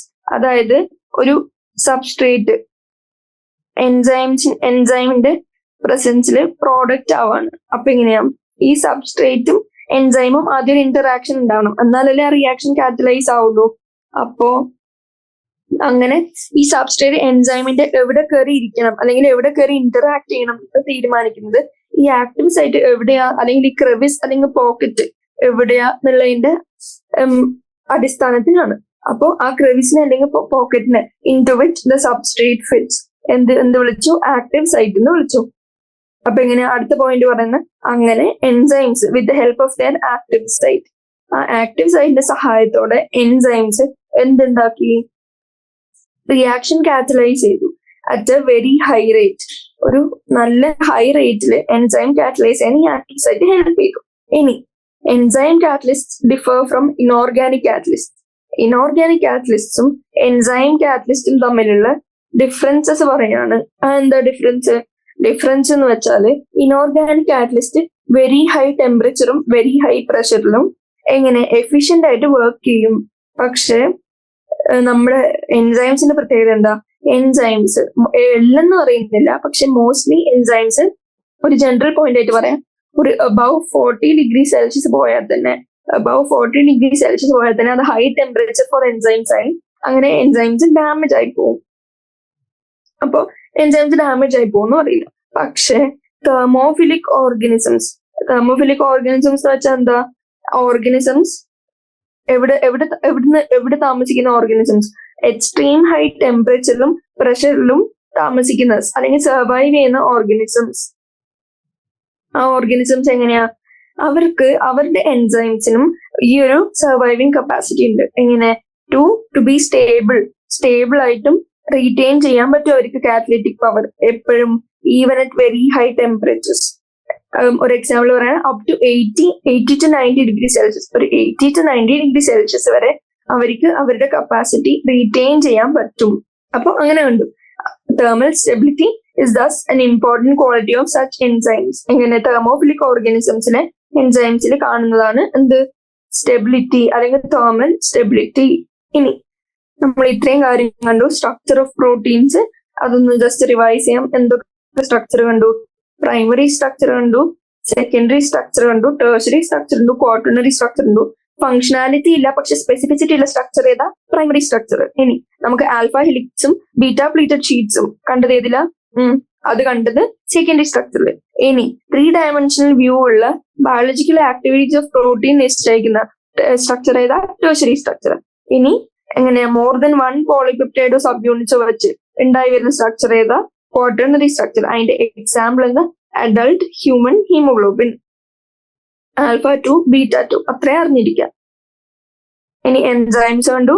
എല്ലാ എൻസൈംസും പ്രോട്ടീൻ അല്ല. എല്ലാ എൻസൈമും പ്രോട്ടീൻ എന്ന് വെച്ചാൽ അതിന് എക്സെപ്ഷൻ ഉണ്ട്. ആ സെന്റൻസ് തെറ്റാണ്. അപ്പൊ എക്സെപ്ഷൻ എന്താ? ചില ന്യൂക്ലിക് ആസിഡും എൻസൈമായിട്ട് ബിഹേവ് ചെയ്യും. അതിനെ നമ്മൾ റൈബോസൈം എന്ന് വിളിച്ചു. ആൻഡ് ഈ എൻസൈമിനും പ്രോട്ടീനെ പോലെ തന്നെ പ്രൈമറി സ്ട്രക്ചർ, സെക്കൻഡറി സ്ട്രക്ചറും ടെർഷ്യറി സ്ട്രക്ചറും ഒക്കെ ഉണ്ട്. ആൻഡ് ഈ ബാക്ക് ബോണിൽ എങ്ങനെയാ? പ്രോട്ടീന്റെ ബാക്ക് ബോൺ ക്രിസ് ക്രോസ് ചെയ്ത് അല്ലെങ്കിൽ ഫോൾഡ് ചെയ്ത് സ്വയം അങ്ങോട്ടും ഇങ്ങോട്ടും ഫോൾഡ് ചെയ്ത് എന്തുണ്ടാവും? ക്രെവിസസ് അല്ലെങ്കിൽ പോക്കറ്റ്സ് ഉണ്ടാവും. ഈ പോക്കറ്റ്സ് ആണ് ആക്റ്റീവ് സൈഡ്. ഇതിന്റെ സഹായത്തോടു കൂടിയാണ് എന്ത്? ഹൈ റേറ്റില് റിയാക്ഷൻസ് കാറ്റലൈസ് ചെയ്യാൻ പറ്റുന്നത്. അത്രയും കണ്ടു. തെർമോഫിലിക് ഓർഗാനിസംസിൽ കാണുന്ന ഇമ്പോർട്ടന്റ് ക്വാളിറ്റി എന്താ? എൻസൈംസിന്റെ തെർമൽ സ്റ്റെബിലിറ്റി, അവര് ഡാമേജ് ആവില്ല. ആൻഡ് ഇനോർഗാനിക് കാറ്റലിസ്റ്റും എൻസൈംസും തമ്മിലുള്ള ഡിഫറൻസ് നമ്മൾ കണ്ടു. എന്താ ഡിഫറൻസ് എന്താണെന്ന് വെച്ചാല് അവര് ഇനോർഗാനിക് കാറ്റലിസ്റ്റ് എഫിഷ്യന്റ് ആയിട്ട് ഹൈ ടെമ്പറേച്ചറിലും വർക്ക് ചെയ്യും. പക്ഷെ ഹൈ ടെമ്പറേച്ചറിലും ഹൈ പ്രഷറിലും എൻസൈമിന് എന്ത് പറ്റും? ഡാമേജ്ഡ് ആയി പോവും. ഇനി ഇനി നമ്മൾ അടുത്ത കാണാൻ പോകുന്നത് കെമിക്കൽ റിയാക്ഷൻ. കെമിക്കൽ റിയാക്ഷൻസിൽ ആദ്യം സെന്റൻസിൽ പറയുന്നത് എങ്ങനെ കെമിക്കൽ കമ്പൗണ്ട്സിന് 2 ടൈപ്പ് ഓഫ് ചേഞ്ച് അണ്ടർഗോ ചെയ്യാൻ പറ്റും. ഏതൊക്കെ? ഒരു ചേഞ്ച് ഫിസിക്കൽ ചേഞ്ച്, രണ്ടാമത്തത് ഒരു കെമിക്കൽ ചേഞ്ച്. ഫിസിക്കൽ ചേഞ്ച് എന്ന് വെച്ചാൽ വിത്തൗട്ട് ബ്രേക്കേജ് ഓഫ് ബോണ്ട്സ്, അല്ലെങ്കിൽ ബോണ്ട് ബ്രേക്കേജ് ഇല്ല, പുതിയ ബോണ്ട് ഫോം ചെയ്തിട്ടില്ല, പക്ഷെ ജസ്റ്റ് എക്സ്റ്റേണൽ മോർഫോളജി അല്ലെങ്കിൽ ഷേപ്പിൽ ചെറിയ ചേഞ്ച് വരുന്നതാണ്. അതിനെയാണ് നമ്മൾ ഫിസിക്കൽ പ്രോസസ് എന്ന് വിളിച്ചത്. എക്സാമ്പിൾ സ്റ്റേറ്റ്സ് ഓഫ് മാറ്റർ നമുക്ക് എക്സാമ്പിൾ ആയിട്ട് പറയാം. എങ്ങനെ ഐസ് വാട്ടർ ആവുന്നു, വാട്ടർ വേപ്പർ ആവുന്നു, അതൊക്കെ എങ്ങനെ ബോണ്ട് ബ്രേക്കേജും ബോണ്ട് ഫോർമേഷനും ഒന്നുമില്ല, ജസ്റ്റ് എക്സ്റ്റേണൽ മോർഫോളജി മാത്രം മാറി മാറി വരുന്നു. ഇനി ബോണ്ട് ബ്രേക്കേജും ന്യൂ ബോണ്ട് ഫോർമേഷനും ഉണ്ടെങ്കിൽ ആ ട്രാൻസ്ഫോർമേഷൻ നമ്മൾ എന്ത് വിളിച്ചു? കെമിക്കൽ റിയാക്ഷൻ എന്ന് വിളിച്ചു. ഒരു എക്സാമ്പിളും തന്നിട്ടുണ്ട്. And hydrolysis of starch into glucose, അതെങ്ങനെ? അതൊരു ഓർഗാനിക് കെമിക്കൽ റിയാക്ഷൻ ആണ്. ആ ഓർഗാനിക്കും ആ കെമിക്കൽ റിയാക്ഷനും നോട്ട് ചെയ്ത് വെക്കാം. And rate of A physical or chemical process, physical ആയാലും കെമിക്കൽ പ്രോസസ് ആയാലും അതിന്റെ റേറ്റ് എങ്ങനെയാണ് ഡിഫൈൻ ചെയ്യുന്നത്? amount of product formed ആണെന്ന് എല്ലാവർക്കും അറിയാം, പക്ഷെ ഈ പെർ യൂണിറ്റ് ടൈം, അങ്ങനെ ഫോംഡ് പെർ യൂണിറ്റ് ടൈം ഇത് നോട്ട് ചെയ്ത് വെക്കുക. അതാണ് റേറ്റ്. ആ റേറ്റിന്റെ ഫോമുല വന്നിട്ട് എന്താ? Delta product formed by delta time, അത്രയും തന്നിട്ടുണ്ട്. ഇനി rate can also be called velocity. എപ്പോ? ഡയറക്ഷൻ സ്പെസിഫൈ ചെയ്താൽ, അല്ലെങ്കിൽ ഡയറക്ഷൻ സെൻസും കൂടി വന്നാല് എങ്ങനെ? നമുക്കറിയാം വെക്ടേഴ്സിന് ഡിറക്ഷൻ ഇമ്പോർട്ടന്റ് ആണെന്ന് അറിയാം. ഇപ്പൊ വെലോസിറ്റി എന്ന് പറയണമെങ്കിൽ ഡിറക്ഷൻ സ്പെസിഫൈ ചെയ്യണം. ആൻഡ് നമ്മൾ ഇതും പറയാണ് factors affecting the rates of chemical and physical process, അതിലൊന്നാണ് ടെമ്പറേച്ചർ. ആൻഡ് അടുത്ത ഇമ്പോർട്ടന്റ് പോയിന്റ്, അല്ലെങ്കിൽ ഒരു ആപ്ലിക്കേഷൻ ക്വസ്റ്റ്യൻ വരുന്നത് എങ്ങനെയാ? ഒരു റിയാക്ഷന് എങ്ങനെ റേറ്റ് എങ്ങനെയാ ടെമ്പറേച്ചറിന്റെ അനുകൂലമായിട്ട് ഡിഫറൻസ് വരിക എന്നുള്ളത്.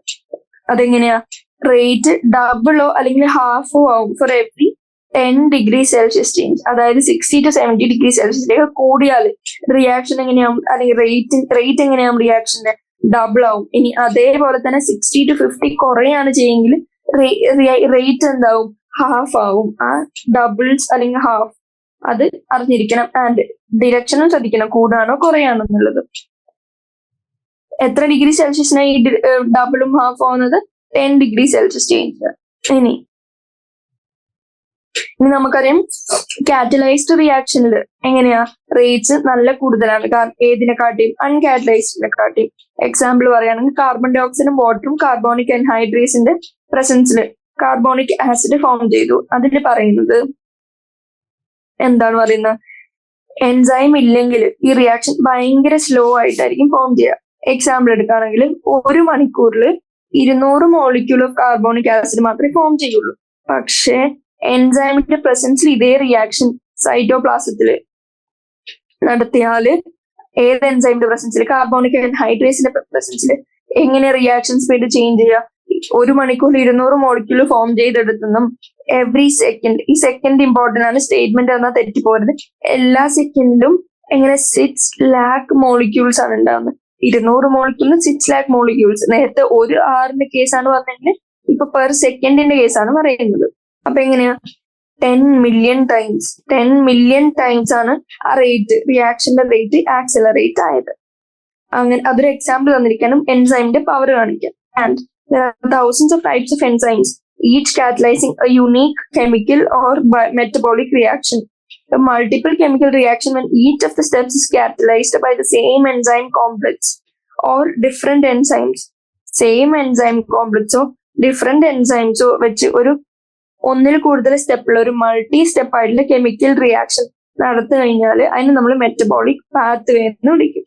ഫോർ എക്സാമ്പിൾ ഇവിടെ തന്നിരിക്കുന്നത് ഗ്ലൂക്കോസ് പൈറുവിക് ആസിഡ് ആയി. അതേതാ? ഗ്ലൈക്കോസിൽ നമുക്കറിയാം ഗ്ലൂക്കോസ് പൈറുവിക് ആസിഡ് ആവും. അതൊരു 10 സ്റ്റെപ്പ് പ്രോസസ് ആണ്. ഓരോ സ്റ്റെപ്പിലും വേറെ വേറെ എൻസൈംസ് കാറ്റലൈസ്ഡ് ആവുന്നതാണ്. ആൻഡ് ഡിഫറെന്റ് പ്രോഡക്ട്സ് ഇട്ടും ആ പ്രോഡക്ട്സ് ഉടനെ തന്നെ അടുത്ത എൻസൈം വെച്ച് അടുത്ത പ്രോഡക്റ്റ് ആവും. അങ്ങനെ ഒരു മൾട്ടി സ്റ്റെപ്പുള്ള കെമിക്കൽ റിയാക്ഷൻ ആണ്. അതിന് നമ്മൾ എന്ത് വിളിച്ചു? മെറ്റബോളിക് പാത്വേ എന്ന് വിളിച്ചു. ഇനി അടുത്തത് തന്നിട്ടുണ്ട് C6H12O6 ഓക്സിജന്റെ പ്രസൻസിൽ നമുക്ക് എന്തിട്ടി? C3H4O3 വാട്ടറും കിട്ടി. എക്സാമ്പിൾ ഇവിടെ NCERT കൊടുത്തിട്ടുണ്ട്, താഴെ പറഞ്ഞിട്ടുണ്ട്. എങ്ങനെ ഗ്ലൂക്കോസ് പൈറുവിക് ആസിഡ് ആവുന്നത്? ഒരു 10 ഡിഫറെന്റ് എൻസൈം കാറ്റലൈസ് ചെയ്ത ഒരു 10 സ്റ്റെപ്പ് റിയാക്ഷൻ ആണ്. അതിന് നമ്മൾ മെറ്റബോളിക് പാത്വേ എന്ന് വിളിച്ചു. ആൻഡ് റെസ്പിറേഷൻ എന്ന് പറഞ്ഞ ചാപ്റ്ററിൽ നമ്മൾ ഈ റിയാക്ഷൻ പഠിക്കും. ആൻഡ് ഇനി എന്താ പറയുന്നത്, സ്കെലിറ്റൽ മസിലില് ഓക്സിജൻ കിട്ടാത്ത അവസ്ഥയില്, അതായത് ഭയങ്കര എക്സസൈസ് ചെയ്യുമ്പോൾ നമുക്ക് മസിൽ ക്രാംസ് വരുന്നത്. നമുക്കറിയാം മസിൽ ക്രാംസ് എന്താ, ലാക്ടിക് ആസിഡ് ആക്യുമുലേഷൻ കൊണ്ടുണ്ടാവുന്നത്. കാരണം എന്താ, ഓക്സിജൻ ഇനഫ് അവൈലബിലിറ്റി ഇല്ലാത്തതുകൊണ്ട് എന്തുണ്ടാവും, ആ മെറ്റബോളിക് പാത്വേ എങ്ങനെയാവും, ലാക്ടിക് ആസിഡ് ഫോം ചെയ്യുന്ന ഒരു പാത്വേയിലേക്ക് ഡിസ്ട്രാക്റ്റഡ് ആവും. And under normal aerobic conditions, oxygen ഉള്ള അവസ്ഥയിൽ എങ്ങനെയാ, ഗ്ലൂക്കോസിന് എന്തുണ്ടാവും, പൈറുവിക് ആസിഡ് ഉണ്ടാവും. And in yeast during fermentation, എങ്ങനെയാ, ഫെർമെന്റേഷൻ സമയത്ത് ഈസ്റ്റ് എന്താ പ്രൊഡ്യൂസ് ചെയ്യുക, സെയിം പാത്വേ ഗ്ലൈക്കോളിസിസ് വഴി എന്തുണ്ടാക്കും, അനൈറോബിക് പാത്വേ ആണ് ഫെർമെന്റേഷൻ എന്ന് വെച്ചാല്. അപ്പൊ അത് എന്ത് പ്രൊഡ്യൂസ് ചെയ്യും, എത്തനോൾ പ്രൊഡ്യൂസ് ചെയ്യും. അപ്പൊ നമ്മൾ എന്താ ഇതിനെ കൊണ്ട് ഉദ്ദേശിക്കുന്ന, ഈ എക്സാമ്പിൾസിനെ കൊണ്ട് ഡിഫറെന്റ് കണ്ടീഷൻസിൽ നമുക്ക് ഡിഫറെന്റ് പ്രോഡക്ട്സ് കിട്ടും. ആൻഡ് മെറ്റബോളിക് പാത്വേന്റെ എക്സാമ്പിളും ഡെഫിനേഷനും നമ്മൾ കണ്ടു. ഇനി അടുത്ത പോയിന്റ് എന്താ വെച്ചാൽ, എങ്ങനെയാണ് എൻസൈംസ് ഇത്രയും high rates of chemical conversions ചെയ്യുന്നത് അതറിയണമെങ്കിൽ നമ്മൾ എന്തൊക്കെ പഠിക്കണം. നമുക്കറിയാം ഇതുവരെ നമ്മൾ പഠിച്ചെന്താ, എൻസൈംസിന് ആക്റ്റീവ് സൈറ്റ് ഉണ്ട്, which are crevices or pockets formed by the long chain folding upon itself. അത്രയും കാര്യങ്ങൾ പഠിച്ചു. ഇനി എന്താ, കെമിക്കൽ ഓർ മെറ്റബോളിക് കൺവേർഷൻ, അതിനെയാണ് നമ്മൾ എന്ത് വിളിച്ചു, റിയാക്ഷൻ എന്ന് വിളിച്ചു. ഇനി chemical which is converted into a product form ചെയ്യുന്ന കെമിക്കലിനെ നമ്മൾ സബ്സ്ട്രേറ്റ് എന്ന് വിളിച്ചു. Hence enzymes that is proteins with 3-dimensional structures including an active site.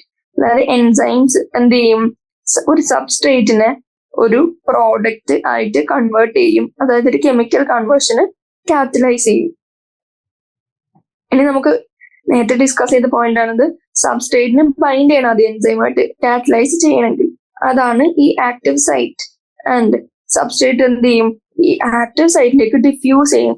And എന്ത് ഫോം ചെയ്യും, ഒരു എൻസൈം സബ്സ്ട്രേറ്റ് കോംപ്ലക്സ് ഫോം ചെയ്യും. ആൻഡ് ഈ എന്ന് പറയുന്നത് എൻസൈം, എസ് എന്ന് പറഞ്ഞാൽ സബ്സ്ട്രേറ്റ്. ദിസ് കോംപ്ലക്സ് ഫോർമേഷൻ അതെന്താ, ഒരു പെർമനന്റ് ആയിട്ടുള്ള ഫിനോമിനൻ അല്ല, ഒരു ട്രാൻസിയൻ ഫിനോമിനാണ്. അതായത് ആ സമയത്തേക്ക് മാത്രമുള്ള ഒരു പ്രോസസ്സാണ്, ഫിനോമിനൻ ആണ്. ആൻഡ് ആ ഒരു ട്രാൻസിയൻ ഫിനോമിനൻ, അതായത് ഒരു കോംപ്ലക്സ്, ഈ എസ് കോംപ്ലക്സ് ഫോം ചെയ്യുന്ന ഫിനോമിനൻ നടന്നു. ആൻഡ് ഇത് കഴിഞ്ഞ ഉടനെ എന്തുണ്ടാവും, ഒരു ട്രാൻസിഷൻ സ്റ്റേറ്റ് സ്ട്രക്ചർ ഫോം ചെയ്യും, അതായത് new structure of the substrate. Enzyme ഒരു കൺവേർട്ട് ചെയ്ത് എൻസൈം കാറ്റലൈസ് ചെയ്ത് ഇതിനെ ഉടനെ തന്നെ ഒരു ട്രാൻസിഷൻ സ്റ്റേറ്റ് സ്ട്രക്ചർ ഉണ്ടാക്കും. അതെന്താ, ഒരു പ്രിക്കേഴ്സർ ആണ്, എന്തിന്റെ, പ്രോഡക്റ്റിന്റെ ഒരു പ്രിക്കേഴ്സർ ആയിട്ടുള്ള ഒരു ട്രാൻസിഷൻ സ്റ്റേറ്റ് സ്ട്രക്ചർ ഫോം ചെയ്യും. Very soon after the expected bond breaking അല്ലെങ്കിൽ മേക്കിംഗ് ഇസ് കംപ്ലീറ്റഡ്. ബോണ്ട് ബ്രേക്കേജും ബോണ്ട് ഉണ്ടാക്കുന്ന കംപ്ലീറ്റ് കഴിഞ്ഞ് എന്ത് റിലീസ് ആവും, നമ്മുടെ പ്രോഡക്റ്റ് ആക്റ്റീവ് സൈറ്റിന് റിലീസ്ഡ് ആവും. അപ്പൊ എന്ത് പഠിച്ചു, ആദ്യം ഒരു കോംപ്ലക്സ് സ്ട്രക്ചർ ഫോം ചെയ്യും ട്രാൻസിയൻ ഫിനോമിനലിലേക്ക് കൂടി, എന്നിട്ട് അതിനൊരു ട്രാൻസിഷൻ സ്റ്റേറ്റ് സ്ട്രക്ചർ ഫോം ചെയ്ത് പ്രോഡക്റ്റ് റിലീസ് ആവും ഫ്രം ദി ആക്റ്റീവ് സൈറ്റ്. ഇത്രയും കണ്ടു. അപ്പൊ ഇങ്ങനെ സബ്സ്ട്രേറ്റ്സ് എന്തായിട്ട് ട്രാൻസ്ഫോംഡ് ആയി, പ്രോഡക്ട്സ് ആയിട്ട് ട്രാൻസ്ഫോംഡ് ആയി. This pathway of this transformation must go through the so called transition state structure. അവിടെ ഏറ്റവും ഇമ്പോർട്ടന്റ് ട്രാൻസിഷൻ സ്റ്റേറ്റ് സ്ട്രക്ചർ ആണ്. പല ഓൾഡേർഡ് സ്ട്രക്ചറൽ സ്റ്റേറ്റ്സും ഇതിന്റെ ഇടയ്ക്ക് ഉണ്ടാവും, അതും important. There could be many more altered structural states between the stable substrate and stable product. അത് എന്തുവരെ ഇങ്ങനെ ഓൾട്ടർ ചെയ്തുകൊണ്ടിരിക്കും, till a stable product is formed. അതായത് ബാക്കിയുള്ള എല്ലാ ഇന്റർമീഡിയറ്റും അൺസ്റ്റേബിൾ ആയിരുന്നു. Stability is something related to energy status of the molecule അല്ലെങ്കിൽ സ്ട്രക്ചർ. അത് നോക്കുമ്പോൾ നമുക്ക് ഈ ഗ്രാഫ് നോക്കേണ്ട ആവശ്യമുണ്ട്. അതുകൊണ്ട് സ്റ്റെബിലിറ്റി ഇല്ല, അതായത് ലീസ്റ്റ് എനർജി ഉള്ള സ്റ്റേറ്റസ് എത്തുന്നത് വരെ ഇവര് ഓൾട്ടർ ചെയ്തുകൊണ്ടിരിക്കും സ്ട്രക്ചറൽ സ്റ്റേറ്റ്സ്. അങ്ങനെ മോസ്റ്റ് സ്റ്റേബിൾ ഒരു പ്രോഡക്റ്റ് ഫോം ചെയ്യും. അപ്പൊ ആ ഗ്രാഫിൽ എന്താ കാണുന്നത്, പറയുന്നുണ്ട് വൈ ആക്സിസില് പൊട്ടൻഷ്യൽ എനർജിയാണ് കൊടുത്തിട്ടുള്ളത്. ആൻഡ് എക്സ് ആക്സിസിൽ എന്താ, പ്രോഗ്രസ് ഓഫ് റിയാക്ഷൻ, ടൈം അനുസരിച്ച് റിയാക്ഷൻ എങ്ങനെ മാറിക്കൊണ്ടിരിക്കും, അല്ലെങ്കിൽ റിയാക്ഷന്റെ പൊട്ടൻഷ്യൽ എനർജിയുടെ change with respect to time ആണ് കൊടുത്തിരിക്കുന്നത്. ആൻഡ് ഈ ഡയഗ്രാം എന്ത് എക്സ്പ്ലെയിൻ ചെയ്യാനാണ്, concept of activation energy explain ചെയ്യാനാണ്. ഇനി അടുത്ത പോയിന്റ് എന്താ വെച്ചാൽ, സബ്സ്ട്രേറ്റ് ഈ ലെവലിൽ വെച്ച് റിയാക്ഷൻ തുടങ്ങിയിട്ട് രണ്ട് കാര്യങ്ങളുണ്ട്. എനർജി ലെവൽ ഡിഫറൻസ്, പൊട്ടൻഷ്യൽ എനർജിയാണ് വൈ ആക്സിസ് എന്നറിയാം. എനർജി ലെവൽ ഡിഫറൻസസ് വെച്ച് നമുക്ക് എങ്ങനെയാ പറയാൻ പറ്റുക? പ്രോഡക്റ്റ് സബ്സ്ട്രേറ്റിനെ കാട്ടിയും താഴെയാണ് ഫോം ചെയ്യുന്നതെങ്കിൽ എങ്ങനെ ആ റിയാക്ഷൻ എന്ത് റിയാക്ഷൻ വിളിക്കും? എക്സോതെർമിക് അല്ലെങ്കിൽ റിലീസ് ചെയ്യുന്ന ഹീറ്റ് റിലീസ് ചെയ്യുന്ന റിയാക്ഷൻ വിളിക്കാൻ പറ്റും. അപ്പോൾ എക്സോതെർമിക് റിയാക്ഷന് എന്താ നമുക്കറിയാം? One need not supply energy by heating. Product form ചെയ്യാൻ ഓൾറെഡി റിമൂവ് ആവുന്നുണ്ട് എന്ത്? ഹീറ്റ്. അപ്പൊ ഓൾറെഡി നമുക്ക് എക്സ്ട്രാ സപ്ലൈന്റെ ആവശ്യം ഇല്ല. ഇനി ഇതേ പ്രോഡക്റ്റ് സബ്സ്ട്രേറ്റിനെ കാട്ടി മേലെയാണെങ്കിൽ നമ്മൾ അതിന് എന്ത് വിളിക്കും? എൻഡോതെർമിക് റിയാക്ഷൻ എന്ന് വിളിക്കും. നമ്മൾ ഡയഗ്രാം തന്നിട്ട് നമ്മൾ ചോദിക്കും ഇത് എക്സോതെർമിക് ആണ് എൻഡോതെർമിക് ആണ്, അതെങ്ങനെയാ ഐഡന്റിഫൈ ചെയ്യുക? സബ്സ്ട്രേറ്റും പ്രോഡക്റ്റും എവിടെയാണെന്ന് അറിയാം. പ്രോഡക്റ്റ് താഴെയാണെങ്കിൽ അത് എക്സോതെർമിക്, പ്രോഡക്റ്റ് സബ്സ്ട്രേറ്റിനെ കാട്ടി മേലെയാണെങ്കിൽ അത് എങ്ങനെ? എൻഡോതെർമിക്. എൻഡോതെർമിക് നമുക്കറിയാം ഹീറ്റ് ചെയ്തിട്ടോ അല്ലെങ്കിൽ ഒരു സപ്ലൈയുടെ ആവശ്യമുണ്ട് എനർജിയുടെ റിയാക്ഷൻ നടക്കാൻ വേണ്ടി, പെട്ടെന്ന് നടക്കാൻ വേണ്ടി. എന്തായാലും എൻഡോതെർമിക്കോ എക്സോതെർമിക്കോ ഏത് തരം കെമിക്കൽ റിയാക്ഷൻ ആയാലും സബ്സ്ട്രേറ്റ് ആദ്യം ഒരു ട്രാൻസിഷൻ സ്റ്റേറ്റ് ഫോം ചെയ്യാൻ ഒരു ഹയർ എനർജി ഉള്ള ഒരു ട്രാൻസിഷൻ സ്റ്റേറ്റിലേക്ക് കൂടി എന്തായാലും കടന്നു പോകണം. ആ കോൺസെപ്റ്റ്സിനെ, അതായത് the difference in average energy content of S, ആ സബ്സ്ട്രേറ്റും ആ ട്രാൻസിഷൻ സ്റ്റേറ്റും തമ്മിലുള്ള ഡിഫറൻസ് ഇൻ ആവറേജ് എനർജി കണ്ടന്റിനെയാണ് നമ്മൾ എന്ത് വിളിച്ചത്? Activation energy. അതായത് സബ്സ്ട്രേറ്റ് ഇവിടുന്ന് തുടങ്ങി ഉണ്ടാവും, എന്നിട്ട് പതുക്കെ അതിന്റെ പൊട്ടൻഷ്യൽ എനർജി കൂടി കൂടി കൂടി വരികയാണ്. നമുക്ക് രണ്ടിതിലും കാണാം. എന്നിട്ട് ഈ ഹയർ മോസ്റ്റ് പോയിന്റിൽ ഒരു ട്രാൻസിഷൻ സ്റ്റേറ്റ് ഫോം ചെയ്തു. അതായത് ട്രാൻസിഷൻ സ്റ്റേറ്റ് എന്ന് വെച്ചാൽ എന്താ? മോസ്റ്റ് അൺസ്റ്റേബിൾ, കാരണം ഏറ്റവും എനർജി കൂടിയ സ്റ്റേറ്റ് ആണ്. അങ്ങോട്ട് എത്താനുള്ള എനർജിയാണ് ആക്ടിവേഷൻ എനർജി. ആ എനർജി ഡിഫറൻസ് ആരോ ശ്രദ്ധിക്കുക, എന്നിട്ട് ലേബിൾ ചെയ്ത് ഇതെന്താന്ന് ചോദിക്കുന്നു. അപ്പൊ ആദ്യം എൻസൈം ഇല്ലാണ്ട് ചെയ്തപ്പോ ആ എനർജി ഡിഫറൻസ് ട്രാൻസിഷൻ സ്റ്റേറ്റും സബ്സ്ട്രേറ്റും തമ്മിലുള്ളത് നല്ല കൂടുതലായിരുന്നു. പക്ഷെ എൻസൈം ഉപയോഗിച്ചപ്പോ നമുക്ക് എന്ത് കിട്ടി? ആക്ടിവേഷൻ എനർജി ഭയങ്കര കുറവ് കിട്ടി. അപ്പൊ അതിന്റെ അർത്ഥം എന്താ? ആക്ടിവേഷൻ എനർജി എൻസൈം കുറക്കും. അങ്ങനെ കുറക്കുന്നതിന്റെ കൺക്ലൂഷൻ എന്താ? ആ സബ്സ്ട്രേറ്റ് പ്രോഡക്റ്റ് ആയിട്ടുള്ള കൺവേർഷന് ഈസിയർ ആയിട്ടും അല്ലെങ്കിൽ ഈസിലി കുറച്ചും കൂടെ പെട്ടെന്ന് ഈസിയർ റേറ്റ് അല്ലെങ്കിൽ ആക്ടിവേഷൻ എനർജി കുറക്കാന്ന് വെച്ചാൽ പെട്ടെന്ന് നടക്കുന്ന രീതിയിൽ പ്രോഗ്രസ് ചെയ്യാൻ എൻസൈം ഹെൽപ്പ് ചെയ്തു. അപ്പൊ അതിന് ആ ഡയഗ്രാം പറയുന്നു. ആ ഡയഗ്രത്തിന്റെ വൈ ആക്സിസ് എക്സ് ആക്സിസ് എന്താ? എക്സോതെർമിക് എൻഡോതെർമിക് എങ്ങനെ ഐഡന്റിഫൈ ചെയ്യാം? ആക്ടിവേഷൻ വിത്തൗട്ട് എൻസൈം ഏതാ, വിത്ത് എൻസൈം ഏതാന്ന് ഐഡന്റിഫൈ ചെയ്യാം. ഇനി മേലത്തെ പോയിന്റ് ട്രാൻസിഷൻ സ്റ്റേറ്റ് എന്ന് ഐഡന്റിഫൈ ചെയ്യാം. ഇത്രയും നോക്കി വെക്കാം, പഠിച്ചു വെക്കാം. ഇനി അടുത്തത് nature of enzyme action. Nature of enzyme action പറയുകയാണെങ്കിൽ each enzyme E has a substrate binding site in this molecule so that a highly reactive enzyme substrate complex is produced. നമുക്കറിയാം എൻസൈമിന് കാറ്റലൈസ് ചെയ്യണമെങ്കിൽ അതിനൊരു ആക്റ്റീവ് സൈറ്റ് വേണം. അവിടെ active site ആണ് ഈ binding site എന്ന് പറയുന്നത്. അങ്ങനെയാണ് നമുക്ക് എൻസൈം സബ്സ്ട്രേറ്റ് കോംപ്ലക്സ് ഉണ്ടാക്കാൻ പറ്റുക. ഈ formation of enzyme substrate complex is essential for catalysis. ഇനി ഈ കാറ്റലിറ്റിക് സൈക്കിൾ ഇവിടെ പണ്ട് എൻസൈമും സബ്സ്ട്രേറ്റും അത് അടുത്ത് വന്നു. പിന്നെ ഒരു എൻസൈം സബ്സ്ട്രേറ്റ് കോംപ്ലക്സ് ഉണ്ടായി, എൻസൈം പ്രോഡക്റ്റ് കോംപ്ലക്സ് ഉണ്ടായി. പിന്നെ പതുക്കെ എങ്ങനെയാ എൻസൈമും പ്രോഡക്റ്റും റിലീസ് ആവും. എൻസൈമിൽ നിന്ന് എൻസൈമിന്റെ സ്ട്രക്ചറിൽ നിന്ന് പ്രോഡക്റ്റ് റിലീസ് ആയിട്ട് സെപ്പറേറ്റ് ആവും. അപ്പൊ എങ്ങനെയാ ആ catalytic cycle of enzyme action order ആക്കുക, അല്ലെങ്കിൽ 1 2 3 4 ഓർഡറിൽ എഴുതുക എന്ന് വെച്ചാൽ അറിഞ്ഞിരിക്കണം. എങ്ങനെ? ആദ്യം സബ്സ്ട്രേറ്റ് ബൈൻഡ് ചെയ്യും ആക്റ്റീവ് സൈറ്റ് ഓഫ് എൻസൈമിലേക്ക്. സബ്സ്ട്രേറ്റും എൻസൈമും ഫിറ്റ് ചെയ്യും അങ്ങോട്ടും ഇങ്ങോട്ടും തമ്മിൽ. And the binding of the substrate induces the enzyme to alter its shape fitting more tightly. അതായത് മോസ്റ്റ് ടൈറ്റ്ലി എങ്ങനെ എഫക്റ്റീവ്ലി ബൈൻഡ് ചെയ്യാന്നുള്ളത് കണ്ടുപിടിക്കും. എന്നിട്ട് അവരെങ്ങനെയാ മോർ ടൈറ്റ്ലി സബ്സ്ട്രേറ്റും എൻസൈമും കൂടി ഫിറ്റ് ആവും. And the active site of enzyme എങ്ങനെ വരും? ക്ലോസ് പ്രോക്സിമിറ്റിയിൽ വരും സബ്സ്ട്രേറ്റിന്റെ. And breaks the chemical bonds. അപ്പൊ ആക്റ്റീവ് സൈറ്റ് കോണ്ടാക്റ്റിൽ വന്നു കഴിഞ്ഞാൽ പിന്നെ എന്താ പറ്റുക? പെട്ടെന്ന് ബോണ്ട് ബ്രേക്കേജും ന്യൂ ബോണ്ട് ഫോർമേഷനിലും വന്ന് എൻസൈം പ്രോഡക്റ്റ് കോംപ്ലക്സ് ഉണ്ടായി. ആൻഡ് ദ എൻസൈം എന്ത് ചെയ്യും? റിലീസ് ചെയ്യും ഈ പ്രോഡക്ട്സിന്. ആൻഡ് അടുത്ത ഫ്രീ എൻസൈം എന്താ? ആ ഫ്രീ എൻസൈം വേസ്റ്റ് ആയി പോവല്ല, അത് എഗെയിൻ റെഡി ആവും. എന്തിന്? അനദർ മോളിക്യൂൾ ഓഫ് സബ്സ്ട്രേറ്റിനെ ബൈൻഡ് ചെയ്ത് അടുത്ത റിയാക്ഷൻ കാറ്റലൈസ് ചെയ്യാൻ, to run through the catalytic cycle once again. അപ്പൊ ആ 4 പോയിന്റ്സും അറിഞ്ഞിരിക്കാം. ആൻഡ് ഓർഡറിലാക്കാൻ ചോദിച്ചാൽ ഓർഡറിലാക്കാനും അറിഞ്ഞിരിക്കാം. ഇനി നമുക്ക് ബാക്കിയുള്ളത് ഫാക്ടേഴ്സ് എഫക്ടിങ് എൻസൈം ആക്ടിവിറ്റിയും ക്ലാസിഫിക്കേഷൻ ആൻഡ് നോമൻക്ലേച്ചർ ഓഫ് എൻസൈംസും സമ്മറിയും കൂടെ ഉള്ളൂ. ഇന്ന് നമ്മൾ ഏതുവരെ തീർക്കും? ഫാക്ടേഴ്സ് എഫക്ടിങ് എൻസൈം ആക്ടിവിറ്റി എടുത്തിട്ട് ക്ലാസിഫിക്കേഷൻ നോമൻക്ലേച്ചർ അതൊരു ഇമ്പോർട്ടൻസ് ആണ്. അതും NCERT എക്സസൈസും സമ്മറിയും നാളെ കംപ്ലീറ്റ് ചെയ്യും. നമ്മൾ നേരത്തെ ജസ്റ്റ് ഒരു സെന്റൻസിൽ പറഞ്ഞിരുന്നു temperature is one of the factors which effect ചെയ്യുന്ന എന്തിനെ എഫക്ട് ചെയ്യുന്ന എൻസൈം ആക്ടിവിറ്റീനെ എഫക്ട് ചെയ്യുന്നത്. ആൻഡ് അത് ഓരോന്നായി പറയാണ്. ടെമ്പറേച്ചർ ഒരു ഫാക്ടർ എന്ന് പറഞ്ഞിട്ടുള്ളൂ. ഇപ്പൊ ബാക്കിയുള്ള ഫാക്ടേഴ്സിനെ കൂടി ഡിസ്കസ് ചെയ്യാണ്. എന്തൊക്കെയാ ഫാക്ടേഴ്സ്?